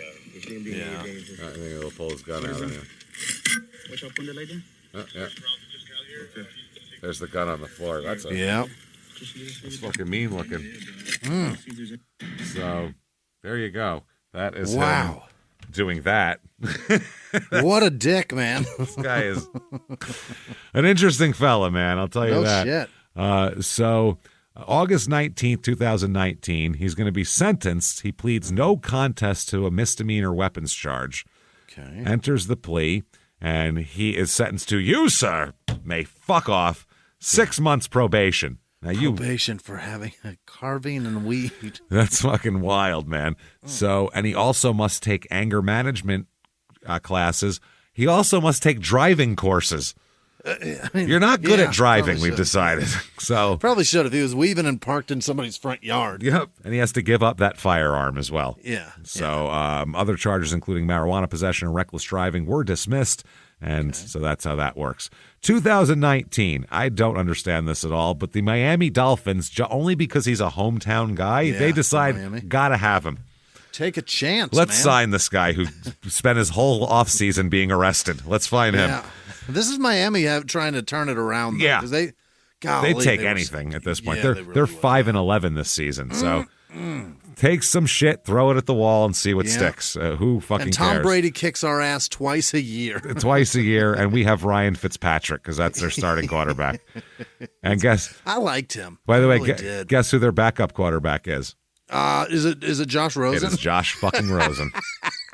You absolutely bet your balls. He started. He made 3 a games. shit pile of money, I'll bet you. He started 3 games. Oh yeah, he did. He was the first round pick. Yeah, he started. I bet he made $20 million. He started 3 games, went 0-3, of course. 58 for 109 for a 53 completion percentage, which is terrible. 1 touchdown and 5 picks. That's why Josh Allen isn't in the league anymore. God. Or Josh Rosen, not Josh Allen. Josh Rosen. Yeah, he's very good. Totally different. But that in my brain, those 2 people. 5 picks. Dorks named Josh. Yeah. 5 so fucking bad. picks. Was he like 6'4" or something too? He was a big guy, right? The Rosen? I don't think so. I thought he was a smaller guy. I thought he was a smaller guy. I think that was one of the knocks on him was he was a smaller guy, I thought. I don't know. I could be wrong. Could be completely wrong. Mixing these guys the fuck up. I'm sure. He's a 6'4" guy, dude. He's big. Jesus. Well, Walton plays in 7 games, starts 4, has 53 rushing attempts for 201 yards this year. Wow. So, Dude, Josh Rosen played into the league till last year. Yeah. Well, the quarterbacks. Wow. They'll stick around for a while if they can be a backup. You know what I mean? Yeah. How many guys stick around? So Walton made his first start against the Redskins, ran 6 times for 32 yards in a loss. He rushed for 66 yards on 14 carries the next week, and that's about it here. So he is going to November 4th, 2019. He doesn't get a chance to play the whole season because he's suspended for 4 games. What for? For all of his off-season arrests. It all comes down to the NFL. They Some finally reason figured it out, huh? in the middle of the game here for violating the NFL's conduct and substance abuse policy. It's weed. It's not substance abuse. Okay. These guys are getting the shit beaten out of them. Let them smoke weed. Just don't let them have fucking just don't have guns crazy and guns weed at the same time. on you at the same time. The Dolphins have been in communication with the NFL for several weeks, and they were aware a suspension was likely here. So they made a couple of trades to figure this all out to get some people in here. He's not allowed to be in the facility or attend meetings during the suspension. He won't practice, play, or receive his salary the next 4 weeks as well. Oh. Walton says he takes full responsibility for his actions. Does he? He has nobody to blame. He's good now. I'm out of people to blame, so I must be good now. It was just me in the car, so. He said, Jason Williams, he fucking just got in the passenger seat, blamed somebody else. At least he didn't try to pull that shit. At least he admitted he was driving. Somebody else was driving. Wow. He said, I want to thank the Dolphins for giving me this opportunity and will make the most of this chance as a person and a player when I return. So there we go. His attorney said that his client had, he's doing better now. And, this is just something that happens, and it's okay. He's going to be great. Coach Brian Flores of the Dolphins said, the conduct of our players is very important, and Mark has done everything we've asked of him, both on and off the field since signing with the Dolphins. He hasn't been arrested since all his arrests came before they signed him. We look forward to having him back at the conclusion of his suspension. Then he said, people deserve a second chance. And he says, I don't judge people based on one incident or two incidents. I mean, there has been three, but that's fine. Yeah. He said, I think it's a case-by-case situation for a player and just people in general. In other words, it depends on how good you are for our team. Yeah, it depends on how much if you're really the game is riding on your back. It's if you're willing to take it on the back, I'll give it a little more. But no, if you're really, really good, I mean, then there's a sliding scale. Then it's maybe 8 situations or 9 situations I can't judge you on. But, this guy I'm not sure about here. So November 19th, 2019, the Dolphins are going to release him. Really? And it's for good reason here, because while suspended for all his early season fuckery there, he is arrested again.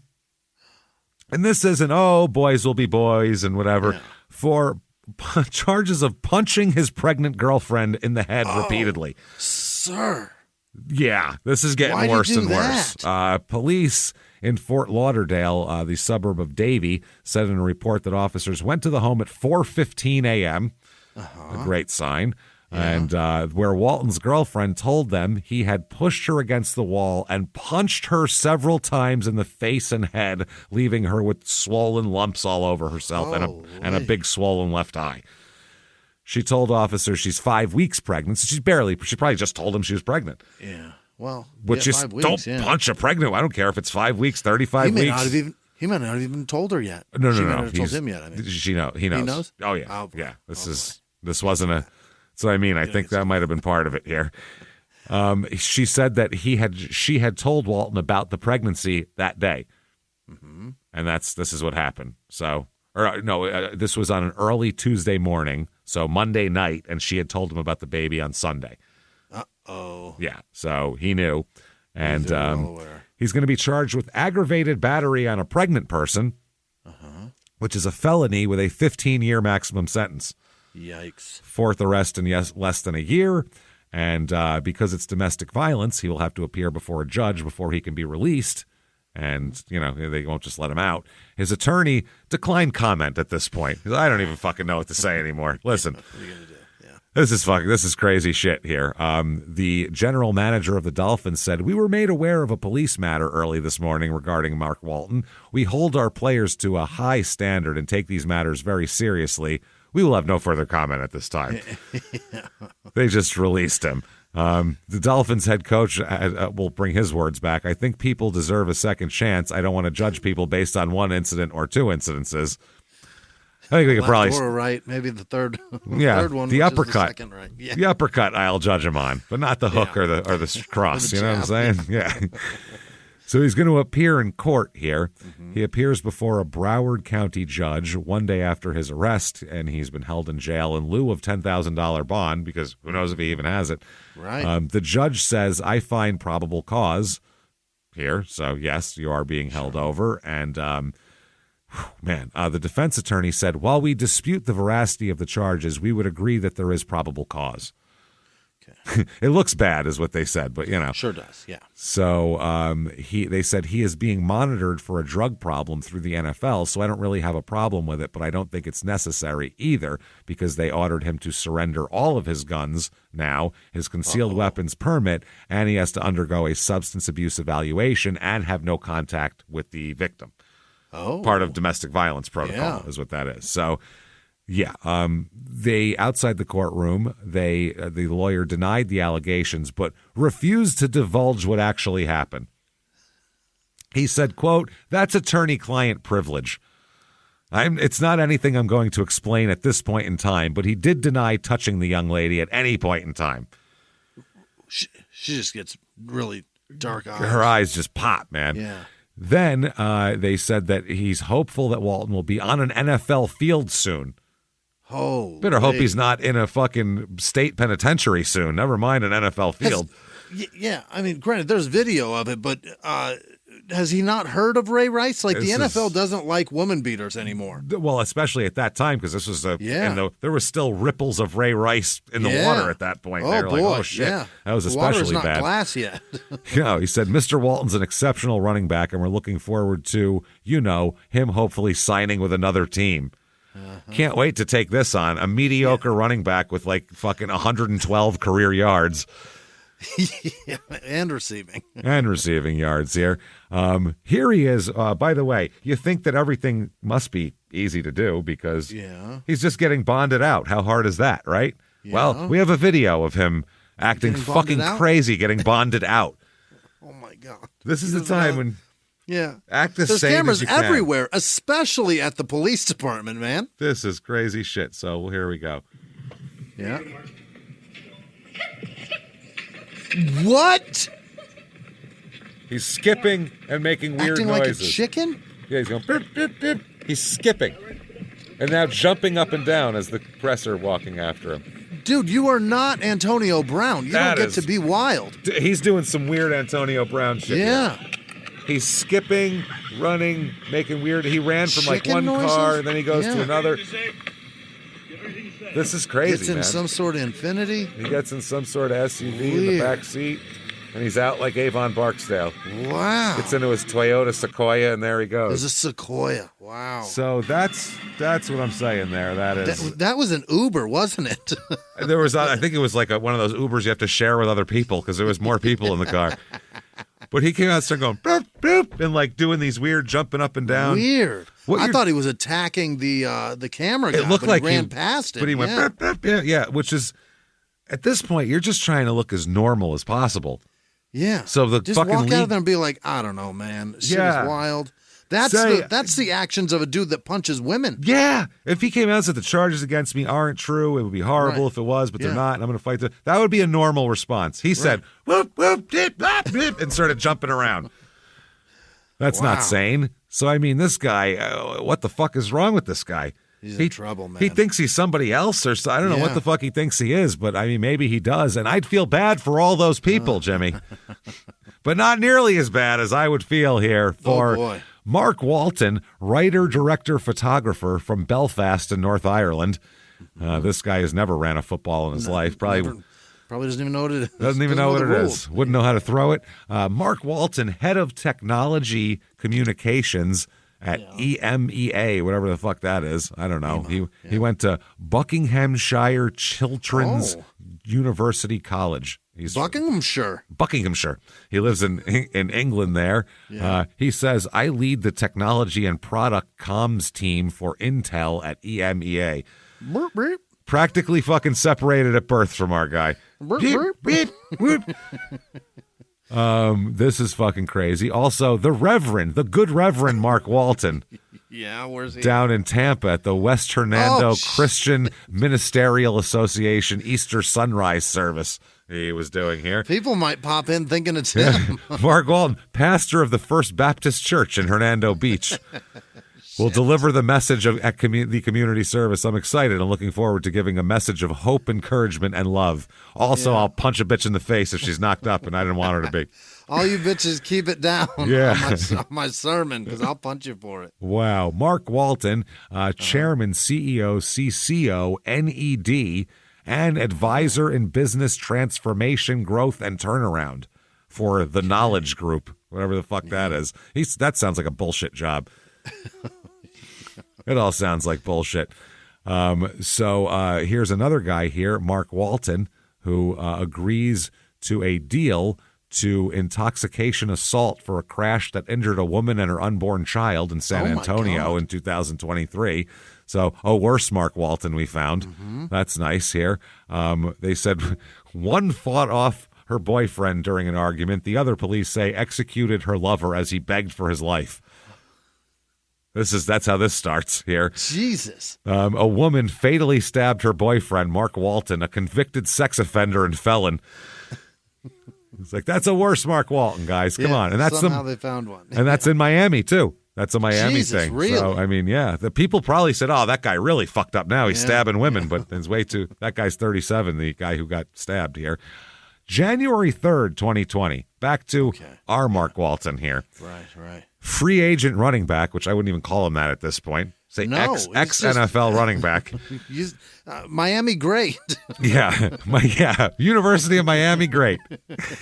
Is facing a second accusation of domestic violence. Oh, my God. with the woman's attorney saying police have yet to interview her regarding the alleged March attack last year. In March, he allegedly punched her several times while they were driving through Miami Gardens, and he allegedly dragged her by the foot and hit her multiple times more after she had gotten out of the car. Okay, the woman's attorney told the Miami Herald that the Miami Gardens police didn't seek an interview until November when Walton was arrested. So this happened. The Dolphins knew this happened a long time ago, but he hadn't been arrested yet. So when they signed him, they knew that he was about to be possibly arrested for punching a pregnant woman in the fucking head. And they thought maybe we can get a season out of him first. Squeeze it out of him, then he can go to jail. You can't tell me the Dolphins in Miami couldn't get information about a guy in Miami that grew up there, did all his arresting there. Horseshit. Get the fuck out. Have Don Shula call the fucking cops. They'll give him info. Brian Flores was, I believe, the defensive coordinator for the Patriots for years and years. He knows how to get info on players. He knows how to cheat and steal and send fucking cameras in and deflate shit. He's got it all worked out. He's got it all worked out. So that was until November when Walton was arrested after he allegedly punched the woman who was pregnant. So these are separate incidents with the same woman. This is when he pushed her into a wall and punched her several times in the face and head. So the Miami Police Department said, we're actively working on this case. We've made numerous contact attempts with the victim and currently working with the victim's attorney. So, wow. A Dolphin spokesperson told the Herald that the team had been unaware of the March accusations when they signed him in May. They didn't know. Bullshit. Yeah. You're a fucking ass. You didn't know. They couldn't search backgrounds. Please. No, but listen, okay, it's all in Miami. He had just been arrested. The only reason he got cut from Cincinnati was because of the fucking arrests. So if they're going to sign him, if all this shit took place in Miami, you telling me nobody in that organization knows a police officer that they called? Nobody in that organization. Can you look up something for me? Google his name and TMZ. You know, yeah. I mean, the that wasn't was on out TV. Yet. That wasn't out yet, though. It took more than 2 months for that shit to get out. Yes, it took. Yeah, because the police had to release it because it was body cam footage. So when they released it, okay, all right. When you get requests, because there's a request for it, then it takes a while, so it doesn't come out immediately. But you can't tell me nobody on the goddamn fucking Dolphins knew anyone in the police that they could call and go, hey, what's up with this guy? Oh, well, he's actually up for more charges, so you might not want to sign him. Horseshit. He's arrested again here on February 27th for allegedly violating a protective order as well. Okay. So this is fucking ridiculous. Officers responded to a domestic dispute at about 3:30 a.m. At an Opelika home near the intersection of Northwest 32nd Street and Northwest 132nd Street, which those two have obviously come together. They should definitely meet. The officers reported there was a verbal disagreement between him and the mother of his child. A protective order was in effect last year after he was arrested for assaulting her, and she filed a restraining order against him, and so now he's again been charged. Here are all of his, this is in a 1 year span of time. Well, from January 1 year to February of another year, these are all of his arrests. January 16th, 2019, is arrested for the weed. February 15th, arrested for battery after grabbing the phone. April 4th, 2019, arrested for carrying a concealed firearm, resisting an officer, and possession of marijuana and reckless driving. November 19th, 2019, arrested for aggravated battery of a pregnant woman. January 3rd, a second count of aggravated battery to a pregnant woman, because that's currently what happened. Yep. And then May 13th, 2020, aggravated battery charge against him is dropped. Mm-hmm. No longer faces a charge of aggravated battery of a pregnant woman, his lawyer said. She doesn't want to talk? I don't know what it is. They said he's subject to league discipline in the matter, which he's as subject to league discipline as we are. None of us are in the NFL.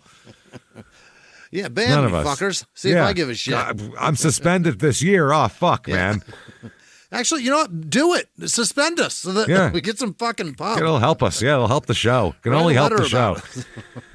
The woman who became pregnant and told Walton he was the father. In the audio of the 911 call that was released, the woman says her 2-year-old daughter was in the home at the time of the assault as well and witnessed it and all that kind of shit. So, yeah, he's in trouble, obviously.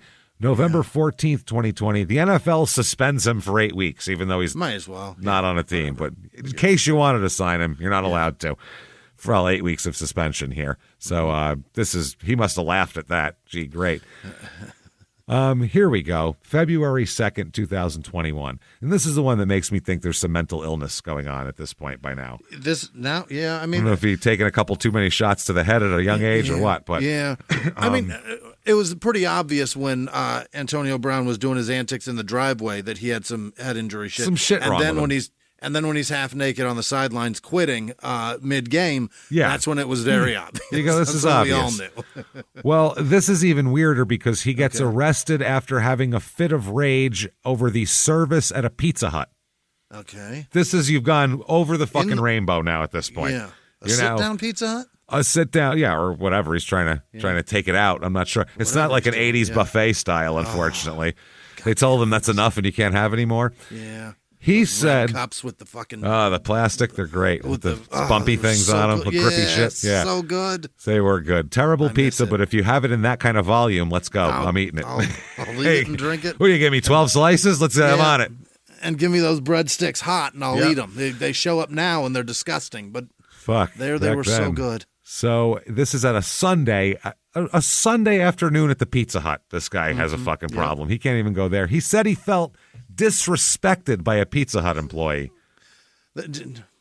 Based on the food they served? I find Pizza Hut pizza very disrespectful. Disrespected too. He's accused of trying to break the window here. It's a drive. Yes. No, he got to the outside, tried to break the fucking window. Okay. His cousin was with him, Craig Thomas, who tried to get him off the property, but Walton refused to go and punched his own cousin. Get off me, bitch. Oh, my God. Thomas didn't want his cousin to be arrested for the punching, so he's only facing charges of trespassing and disorderly conduct. Holy shit. So he is a fucking goddamn disaster. What is going on? And would you like to see a video of him getting arrested at a Pizza Hut? Have that? Oh, yes, we do. That's the only thing that's great about the modern world is when an idiot gets arrested. It's all on. It's all on here, baby. Let's do it. Back to TMZ Sports. Here we go. Any business you run, it's unacceptable.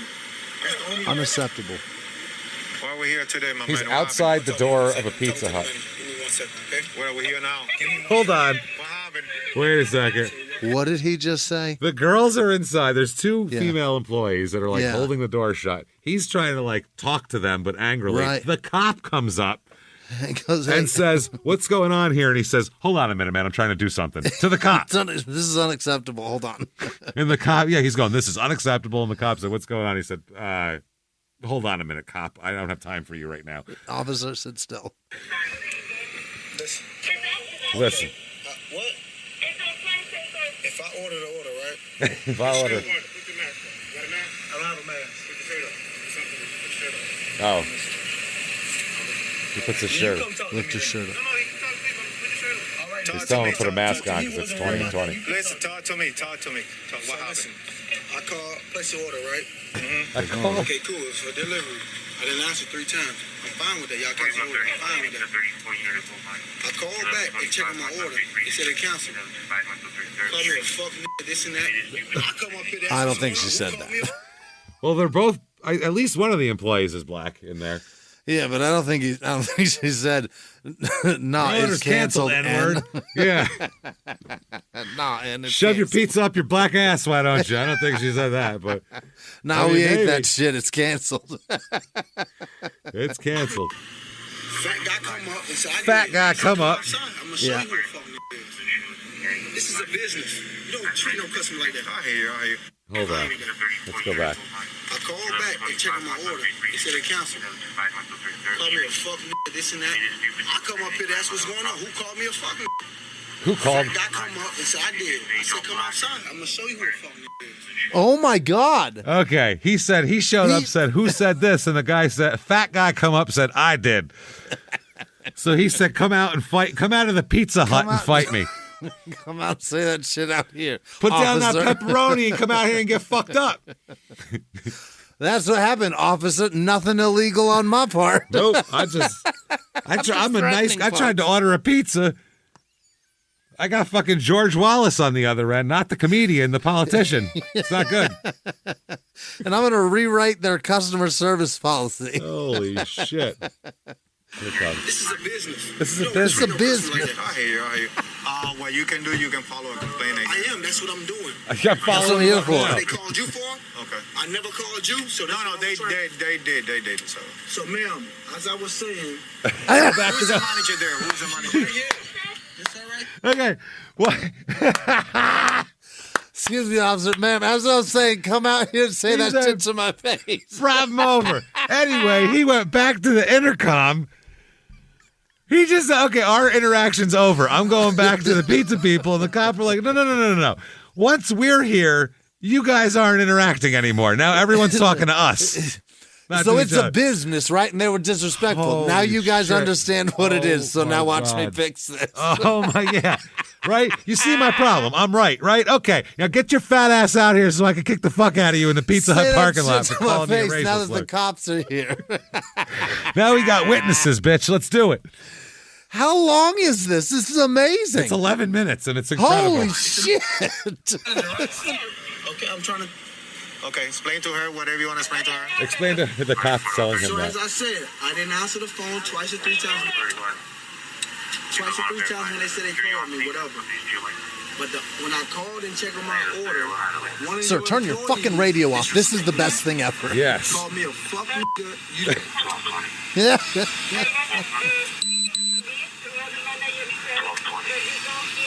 The police here. The police here. Yeah, I grabbed the dope. He said he was coming outside. I grabbed the dope. You damn right. Are you right? She said, and you grabbed the door, and he said, that damn right. I tried to open it for my man so I could fuck him up out here. Trying to let old boy come out. Trying to whoop my man's ass out here. What do you think?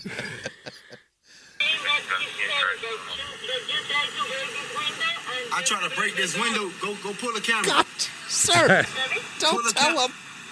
Pull the camera. I try to break this window. You right. I try to grab the door. You damn right. You're damn right, but I didn't try to break the window. That's what he's saying. Okay, ma'am. You know what? Listen. Your employee. Listen. Yeah. We need to Okay. Listen. Let me explain to you how that got happen. All The right. cops are just watching these I'll let people you argue. to explain yourself because I understand you some type of way. That's fine. Officer Ricky Ricardo here is going to fucking... I understand you some type of way. You know what He said, I'll let you explain yourself, Lucy. I know what I can do. Why you can do. I just need to find out what fucking Papa John's number this is. There you go. That's it. I know what I can do. Trust me. You know what you're talking about. Well, Papa John's. Did he say you know who you're talking to? Hold on. Yeah. We gotta go. Okay, man. You know what? Listen. You know what? Listen. I said we need to be there. Listen. Let me explain to you how that got happen. All right. I'll let you to explain yourself because I understand you some type of way. That's fine. Yeah. I'll let you what you can do right now. That's why we're here. I know what I can do. You know what you can do? I know what I can do. Why you can do it? I know what I can do. Why you can do? I just need to find out what fucking Papa John's number this is. There you go. There you go. That's it. I know what I can do. Trust me. You know what you're talking about. You know who you're talking to? A failed NFL running back with more arrests than yards carried. That's who you're talking to. He's got more arrests than NFL touchdowns. Shut the fuck up. My man's about to call Papa John's corporate and rat on a Pizza Hut. Yeah, I was going to say, sir, this is a Pizza Hut. This is the only time when that joke works accurately. Sir, this is a Pizza Hut. Maybe this motherfucker ordered from Papa John's. And they were like, we don't have that pizza. They called him names and shit. He got on the phone and went down to a Pizza Hut and was like, who called me the N-word? And they're like, I guess me. I don't fucking know. They might not have shit to do with this. This is the greatest thing. I just need Papa to find John's, out what Papa John's number this is. Papa John's, that would line up perfectly with their history. Yes. I think you get raises and promotions if you call people the N-word randomly on the phone. I think Papa John probably called you the N-word. Yeah, Pizza Hut's Pepsi, though. They're like, hey, we don't play that shit. It was Papa John himself. That was incredible. There's more. You tripping, boss? I ain't tripping. I ain't tripping. Oh, no. Now I'm going to tell you, you're trespassing from the property and you need to leave the property. How about that? I just need to find out. that? There you go. Okay, that's I know. He just said, catch me outside. What's the number of the story? It's definitely a Pizza Hut. I didn't know tripping. What number? I ain't no tripping. I ain't no tripping. This is Pizza Hut. You This- say Papa John's. There we go. Listen. So you're the one that's tripping. I'm here. I'm You know what, tripping? He said, this is Pizza Hut. This ain't Papa John's, so you're the one tripping. That's exactly what I would have said. You're saying they're tripping? You're at the wrong fucking restaurant. You're mad at the wrong pizza. You're mad at the wrong terrible pizza. What the fuck are you talking about? That is in fucking. This is the greatest police interaction I've ever seen in my life. And somehow, okay, at this point, is there any chance? What would it take for him to be arrested here? He'd have to really. It's already there, right? But I mean, like, he has to really escalate it himself because they're saying, okay, you're trespass, get out. And he's. So at this point, I mean. He should has know so right many now that the ways- cop. Yeah, the not cop's get already arrested. keyed up and ready to arrest you. Yeah. So one little thing and it's over for you. Yeah. Your best. He just told you you're tripping, man. You're tripping. It's time to go. He told the cop he was tripping. He's like, no, you're tripping. No, I ain't tripping. You tripping. I know what pizza place I'm at. You don't, motherfucker. Who's tripping? You're about to fucking punch the Noid for Pizza Hut's infractions and Papa John. Both two people have nothing to do with this. You're about to call Papa John's for something that Pizza Hut did. Yeah. You're tripping, dog. You're tripping. Let's continue to watch him trip, shall Oh, we? my God. They disrespected me. They disrespected me at Pizza Hut. Oh. There he is going to the Oh, other my- window for some reason. Why are you going there? He's going to the front door now. Oh, He was my at like the God. pickup window. Yeah. They have like a COVID pickup window, and then they have a front door. All you need is the address. I'm not talking. I'm talking to him. No, I'm here. I'm here. Great. Listen, my man. You're not gonna turn it. It's not gonna go in this way. No, you can do this the right way. Now, another cop came up, and he said, I won't talk to you. I'm already talking to this guy who told me I was tripping. Ricky Ricardo told me I have splaining to do and I'm tripping. I got a lot of explaining to do. And he questioned my knowledge of pizza restaurants. So I feel like he's going to bend me over his knee and paddle me till holy hell. I like how he decides I'm only talking to one person at a time. What? I'm not One guy talking at a to the time? cop because I'm talking to Pizza Hut. Then I'm not talking to this cop because this cop. I'm already in a conversation with this guy. One at a time. I'm so busy. I've got a lot going on. He's a sergeant. Who do you think I am? Yeah, the sergeant came in. Speak to me. Let's speak. No. You have an attitude. So let's start. I'm not giving you no attitude. You started with attitude. Okay, I'm mad as fuck. They call me a fuck. Just like anybody call you a fuck. But you're not going to get a result right now. Okay, so why you telling me? This is a black cop, by the way. Because you wasn't the one been disrespected. Listen. For no reason, right? Listen. Listen to what? Okay. I'm talking to the manager. Y'all come up on me. I see a sign that says Pizza Hut. It's Right fine. Hey, listen. No. Okay. You want to take him with you? You want to take him with you? Ma'am, nobody gonna take me with nobody. Oh, shit. See this? I'm talking to the sergeant now. Let me talk to the sergeant. No. My man, talk to him. We're here. Oh, But listen to me. he is so disrespectful. I think it's how I am. You don't know who I am. Make a difference at the moment. Listen to me. You don't know who I am. Oh, now he's saying you don't know who I am. Yeah, and He's he doing hates that women so much. Look what he just did. Yeah, he just he turned his back positioned to her. himself in between the sergeant and the woman who was she was trying to, it was a very police tactic there, using a calm woman voice to see if that soothes him and Yeah, calms him maybe down. that'll. We've tried Yeah. everything else. Yeah, we've He tried said, confrontation. We've "Fuck tried you." aggressive Ricky Ricardo. We tried that. We tried to get him to explain himself. He won't do that. We tried to We told him he was relate to him tripping. with the sergeant black man. We tried Yeah. calming that way, and that's clearly not working. Maybe it's a soothing, and he turned his back. Yeah. He may as well be touching her with his back. And now he's in a very confrontational stance with the Hands is how- up. If you've ever been to a bar, this is how fights look when they start. This is how they begin, Yeah. and somebody's about to get knocked out. For real. I'm going to go back a couple of seconds for him to do that so he could say his. You That's don't know who I am unbelievable. right now. Yeah. You hear me? See this? I'm talking to the sergeant now. Let me talk to the sergeant. My man, talk to him. Man, that's so aggressive. But listen to me. Listen to me. If you go, nothing is happening. You don't know who I am. Make a difference at the moment. Listen to me. You don't know who I am. I don't care. I'm about money. You can be the president. I'm about money. I'm about money. You're eating a Pizza Hut. You're at the Pizza Hut. About money, son. I'm about to go Jack in the Box in this motherfucker about money. You're eating at Pizza Hut. You're not about money. He's just screaming, I'm about money. What does this have to do with Pizza Hut? Is what my question is. Nothing. Who you talking to? Right about now. You know what? Anyway, Get information and get the fuck out of here. That's what I'm doing. Yeah. Get the fuck out of here. You can over here. Move. Let's go. Come on. Move. Just calm down. Come on. Thank you. Just calm down. Got me up. Thank you. Thank you. Let's go. Oh, now he's calm? That's crazy. It's too much. Ferguson. And that's somebody he knows. Because someone's saying, Ferguson. Mark, it's too much. You're doing too much. This is the definition of doing too much. For sure, though. Like when someone says, "Yo, you're doing too much," this is exactly what they mean. You're doing when you're too much. screaming, Man. I'm all about money in front of Pizza Hut, you're doing too much. At 8 cops. Holy shit. Jesus. Uh-oh. Oh, now we're having a tripping argument again. Yeah.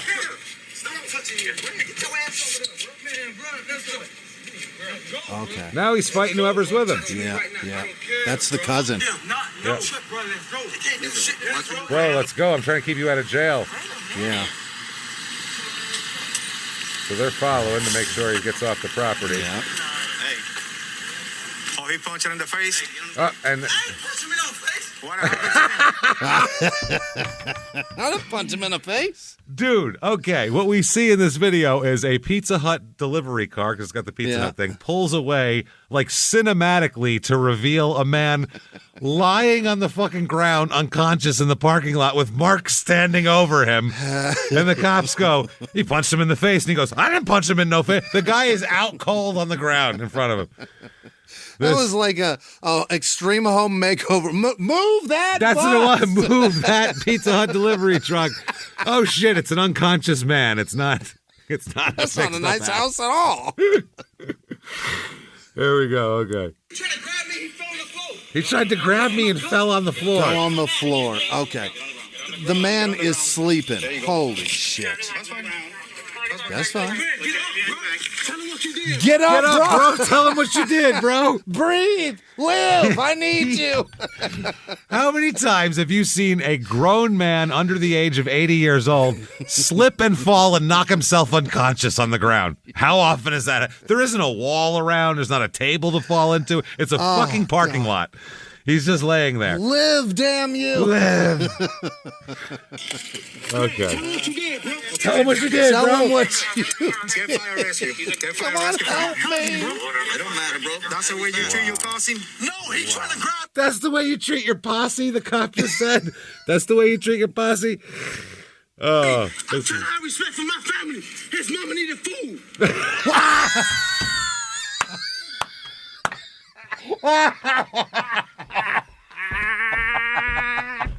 Oh God! Oh, I'm gonna piss my pants. His mama needed food. He's not trying to be respectful to my family. His mama needed food.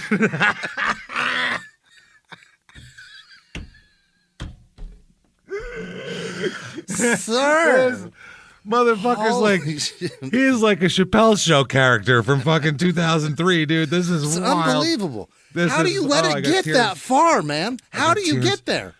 Holy And it's fuck. not even, it's like halfway over. It's only halfway into this.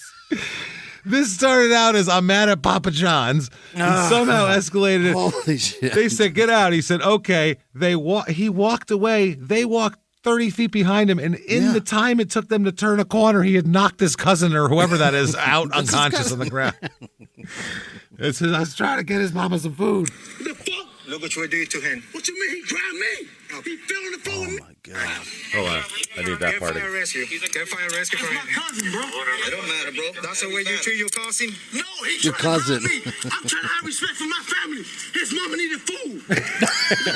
Look what you did to him. What you mean? He grabbed me. That's never not going to be funny. I'm telling you.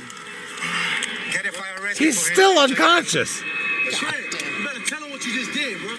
You just told me don't go to them. Let me see. Put your roll into your butt. Roll into your butt. So you can stand up. Roll into your butt. Roll into your butt so you can stand up. Roll into Roll your onto butt. So you can stand up. There you go. He's like, what? I don't understand what the... Ricky Ricardo, I don't understand you. My ID. Yeah. That's right here in this pocket. That pocket. Yes, sir. Roll into your butt or else I paddle it. Hold on. Craig. Craig, wake up, Craig. This is my cousin. But all these nonsense. I didn't do nothing. I'm telling him to stop grabbing me. I'm trying to go get the number. Listen. You ought to be home for all nonsense for a Pizza Hut. Yes, sir. That you can get a store number and get a complaint. I was just trying to get the family number, the store number. I left without the store number. Because you acting out like a fool. Calm down. Let's go. Let me help you. Now you did. Yeah.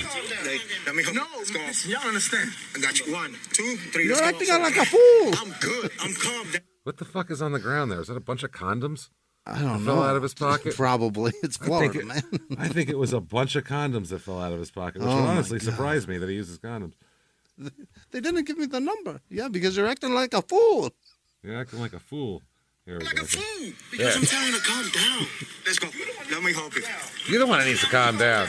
Let me help you. Let's go. Listen, y'all understand. I got you. 1, 2. I think it's a bunch of Magnum condoms. he's That got. is a pocket full of Magnums. It's the whole pocket full.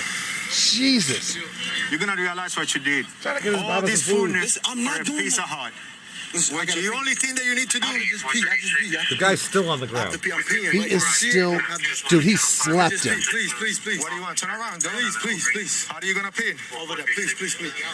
Brother, you already I'm holding it right now. I'm holding the rest. This is my cousin. Why would I do my cousin? That's nothing to touch my cousin, bro. All this good about it. Cousin, bro, please. Have a seat again. Have a seat. My cousin grabbed me, bro.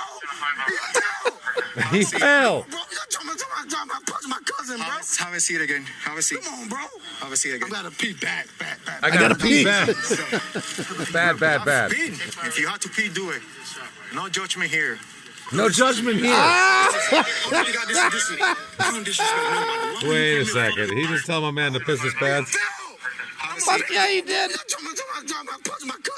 Have a seat again. Have a seat. Oh, my God. Have a seat again. I gotta pee bad. Look, I'm pissing myself. Have a pee real bad. That's peeing. If you have to pee, do it. No judgment here. No judgment. Listen. Okay, listen.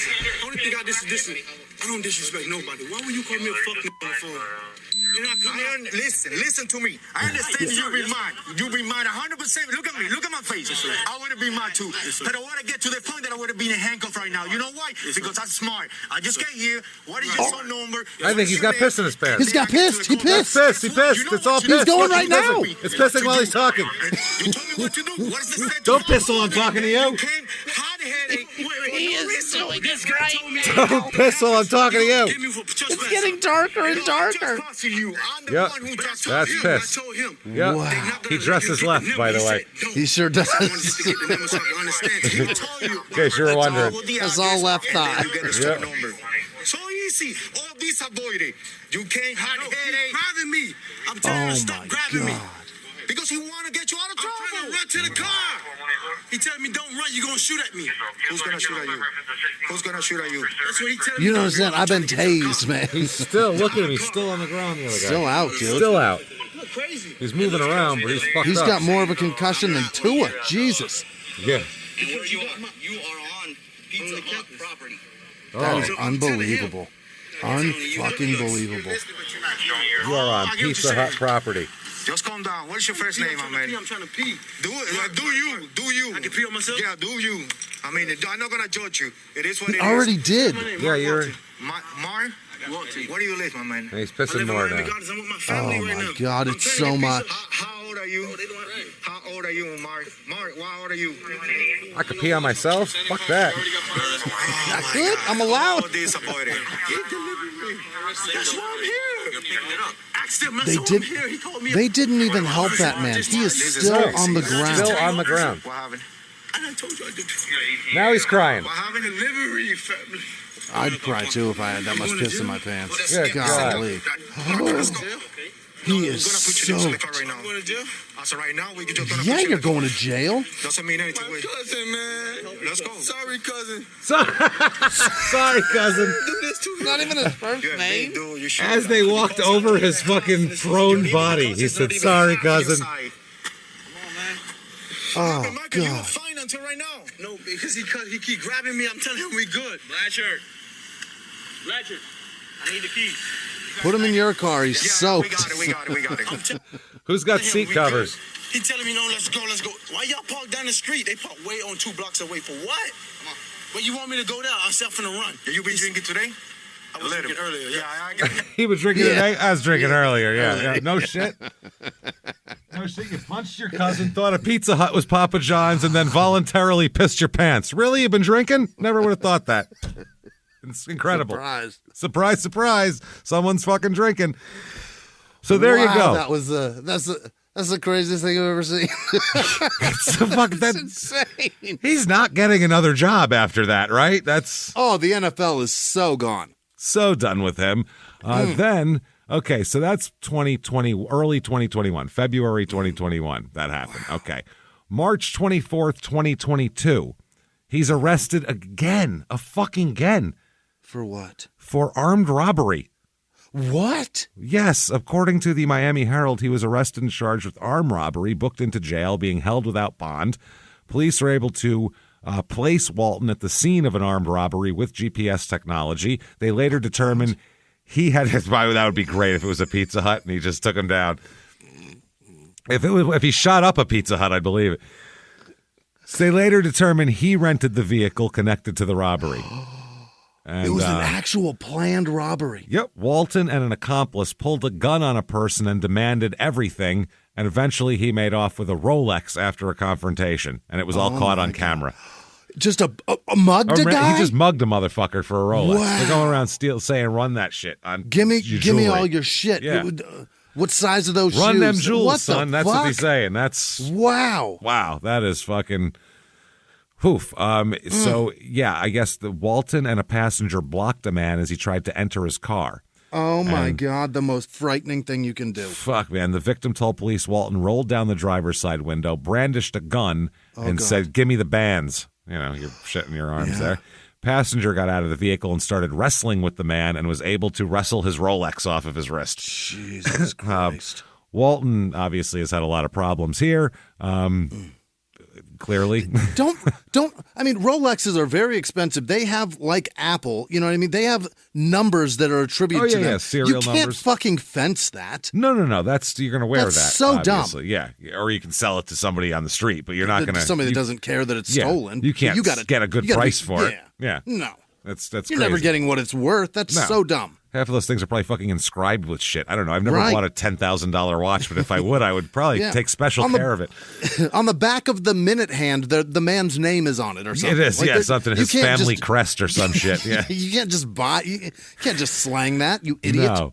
So January 17th, 2024, here, he pleads guilty to armed robbery because they have him all on fucking video, and he's pretty goddamn fucked here. So he's going to plead guilty, and they're going to sentence him to, you, sir, may fuck off, finally, 4 years in prison for you. Oh, my God, we're in so much trouble. He's going to, this guy, it's not going to stop. No, it's he's not shitting his pants by now. But he'll be like, I just drop a turd in my pants? All right.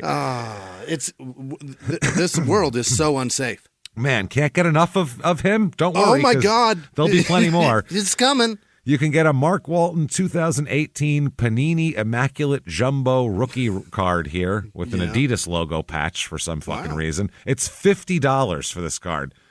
Oh, because it's a Panini. It's a rare one. Yeah, it's 5 of 15. It's numbered, so it's rare. But it's still, this guy should be worth nothing, I would think. I kind of want that card just because it's kind of to have because the Adidas thing looks cool. It'd be neat to have in the studio. But that card is going to skyrocket in price when he gets out and murders someone. Yeah, he's going to kill someone. When he kills like 5 people at a Pizza Hut. Yeah, that's gonna absolutely. When he guns down every employee of a Pizza Hut. There's also the 2018 Panini Prestige Extra Points Gold Auto, so it's an autographed Mark Walton, and this is $4.95 on eBay.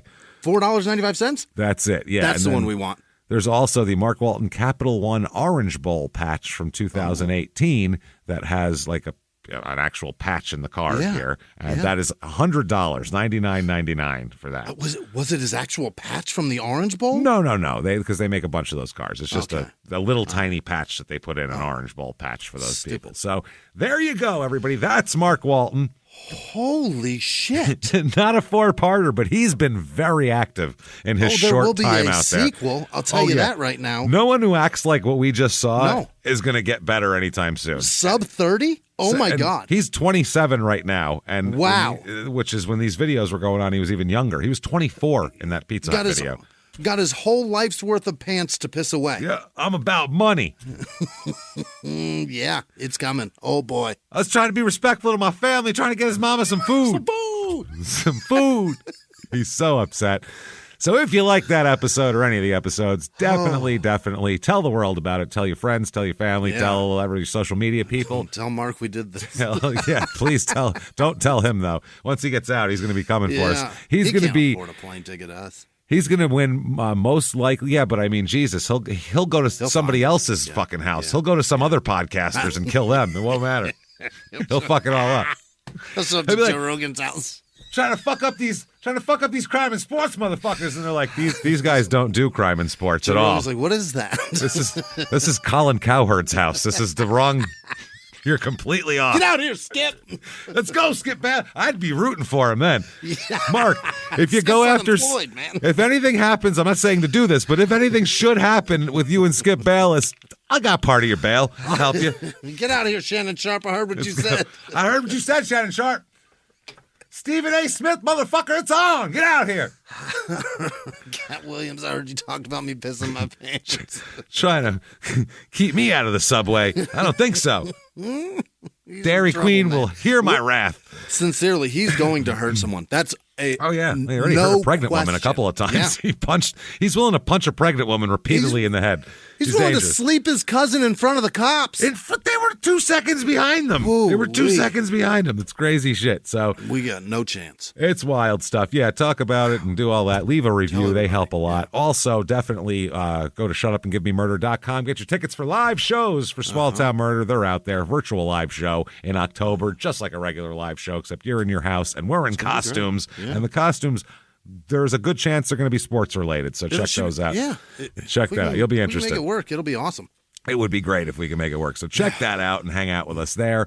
You certainly also want Patreon. That's what you want the most, I think. Patreon.com/crime in sports is where you get all of the bonus materials. It's the best value you're going to get. Anybody $5 a month or above, a damn cup of coffee will get you hundreds of bonus episodes you've never heard before and new ones every other week. All the crime in sports is all the small town murders. You're getting it all. This week, what you're going to get for crime in sports, we're going to talk about the 1993 Florida State football program, which won a national championship and was as engulfed in scandal as anybody's ever been. Just Seminoles. Paying people, sneaker scandals, all this shit. Things that are nothing now because you're allowed to get paid now, but at the time, not okay. And then for Small Town Murder, we're going to talk about something really interesting. It is Ted Bundy's psychological evaluation from 1976 in a Utah jail when Before they knew who they had. Yeah, he was found guilty of kidnapping. Carol LaRanche was her name or whatever. Guilty of that, and they sent him because all of these people, these important people, lawyers, people that knew him, said this can't be right. They sent letters to the court. So the judge said, okay, I'm going to send him for a diagnostic thing to find out if he's a violent person to see if I'll give him probation or prison time. Yeah. So they had 90 days to find out if Ted Bundy was a violent person, and this is what we got out of it. So, let's find out. Whoopsie. It's fucked. Let's find out what's up with. Oh no, the doctor said, "Oh, he's a fucking monster. Don't let him out anywhere." Yeah. So it's very interesting. We'll talk all about that. Patreon.com/crime in sports, and you get a shout out. Oh, you bet. When does that shout out happen? Right, motherfucking now, Jimmie, hit me with the names of the people who would never ever confuse Papa John's and Pizza Hut and go into a fucking blind rage because of it. Hit me with those people right fucking now. This week's executive producers are American Light Fixture and Shower Ring Company. My favorite. John Candy will sell, Dell, you can sell me anything. Yeah. Jessica Bouchain, happy birthday. They're later. Cole, what was it? They're later. Yeah. Helium. Sorry.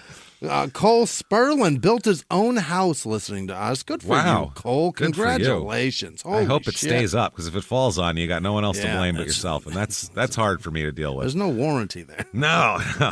Good. And Jessica Cagnolotti, thank you so much. You guys are terrific. We can't do this without you. Other producers this week are Janice Hill, Drew DeWard, Liberty Medic, Joe Shiesty. I think that's Joe Burrow's nickname, actually. I think something like that, which is not a compliment, but it's fine. funny. This is a guy named Joe that likes Joe. that event.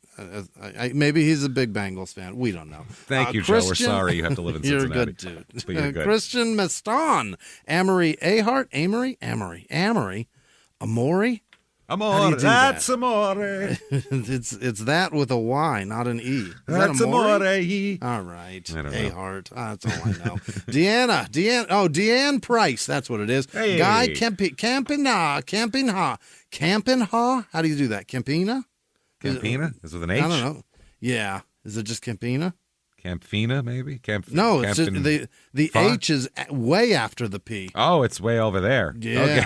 It's fucked up. I don't know. You're on your own, asshole. Not you. Him. I don't know. All right. Jasmine what you Gravely, April with no last name, Dana with no last name, Genevieve with no last name, Marcus M, Adele Zilber, Kristen Marks, Jason with no last name, Roxanne Slaughter, Damon Rice, Jenna McThena, Aiden Walters, who says that? Meredith Smith, Lourdes with no last name, Cheryl with no last name, Kate Pankowitz, Merrick with no last name, Russell Stroshine, William Lowe, Sweethearts, Chelsea Lind, Brian Roach, Rebecca Johnson, Terry with no last name, Megan with no last name, Rebecca with no last name, Michael Kozlowski, Stacy Winset, Christian with no last name, Lacey Compton, Katie Zallar, Heather Robertson, Jess Vixen, Aaron Corona, Kathy with no last name, Ellen Albright, Michelle Sweat, Scott Tillman.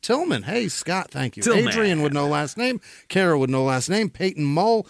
Sam Sides. Maura with no last name. Tara Hostetler, probably not related. Jude. Hey, Jude. Tara with no last name. Thanks for Caitlin your Clark, cash. probably not that one, but it's the exact same spelling. I hope it's all right. Hey. Travis Nunez, Josephine Barrett Badge, Sandon with no last name. Kelly, no last name. Danny with no last name. Straw Bebby, Savannah Carrier, Jamie Jones, Evan Mazen, Angela Perea, Jake and Rachel Lindemuth, Sally Tate, Shelly Blake, Mel with no last name, Julie Kessler, Bethan Saunders, Mark Nixon, a girl named Linda Lou. Didn't think it was a dude. But whatever. Asuka. Is that a thing? Is that a song? Okay. Give me 3 steps. That one. Yeah. Asuka Forrest, Beth Rode, Lisa Danielle, Daniel, Terry Love, not a stripper, but possibly a porn star. Britt Foster, You never know. Amy Breckenridge, SD Fuller, Jimmy's asshole scuba buddy. Oh, those scuba guys, they're such assholes. Alistair, Essence Ray, Holly with no last name, Teresa Bartow, Rebecca Brady, Drew Harefield, Jana von Segern. Segum was RN Segern.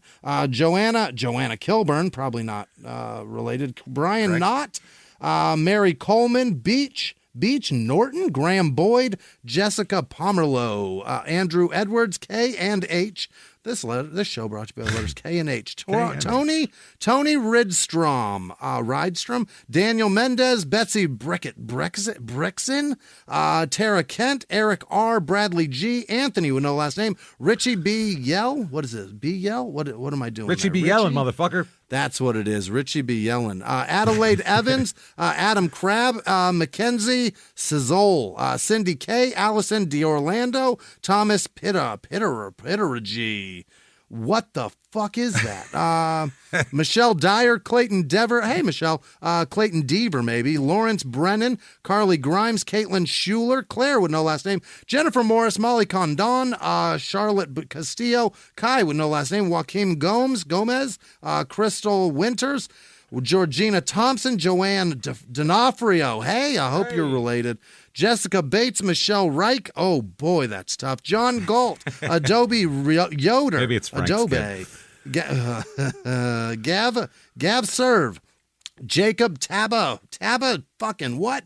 Tabasinski? Fucking Taba, not going to work here. Taba, something Polish. Taba going to work here. Grace M, Jill Cooper, Claire Newell, Amanda Gray, Andrew Harris, and every goddamn patron. You guys are terrific. Thank you. Thank you so goddamn much, everybody, for all that you do for us. Thank you. We can't, honestly, just all that you do, we're blown away by it. Thank you. Yeah. So we really, really appreciate what you do for us. And we just have to tell you, we just found out as we're recording this that Pete Rose just died.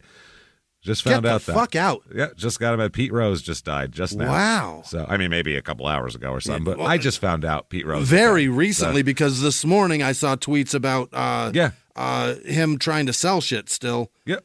Oh, my God. In Vegas. So he just died. He was like 83. But that's fucked up. We were going to do an episode about people who aren't in the Hall of Fame that should be who's playing deserves it, but they're not in for another reason. But we'll do that next Patreon then. So we'll talk about Pete. And the most injustice on the planet is going to be he's getting in. It's going to happen because they're letting everybody gamble now. Yes, I'd be so fucking mad if I was Pete Rose. I'd be like, oh really? My God, they're going to let him in now. You're going to celebrate as fucking Hank Aaron Part 2. Unbelievable. And I can suck a dick and die in a fucking Vegas hotel. Suck my sad balls. life. Sitting in fucking Caesars at a fucking sporting goods store, signing baseballs to try to take care of myself because you fuckers hate me. You hate me, but don't you dare let me in posthumously. I'm so sad for him, man. That's fucked sucks, up. But anyway, there you go, everybody. Yeah. Thank you so much for Drink all that you one do for for us. Definitely. We'll see you next week. And live from the Crime and Sports Studios, we will see you next week.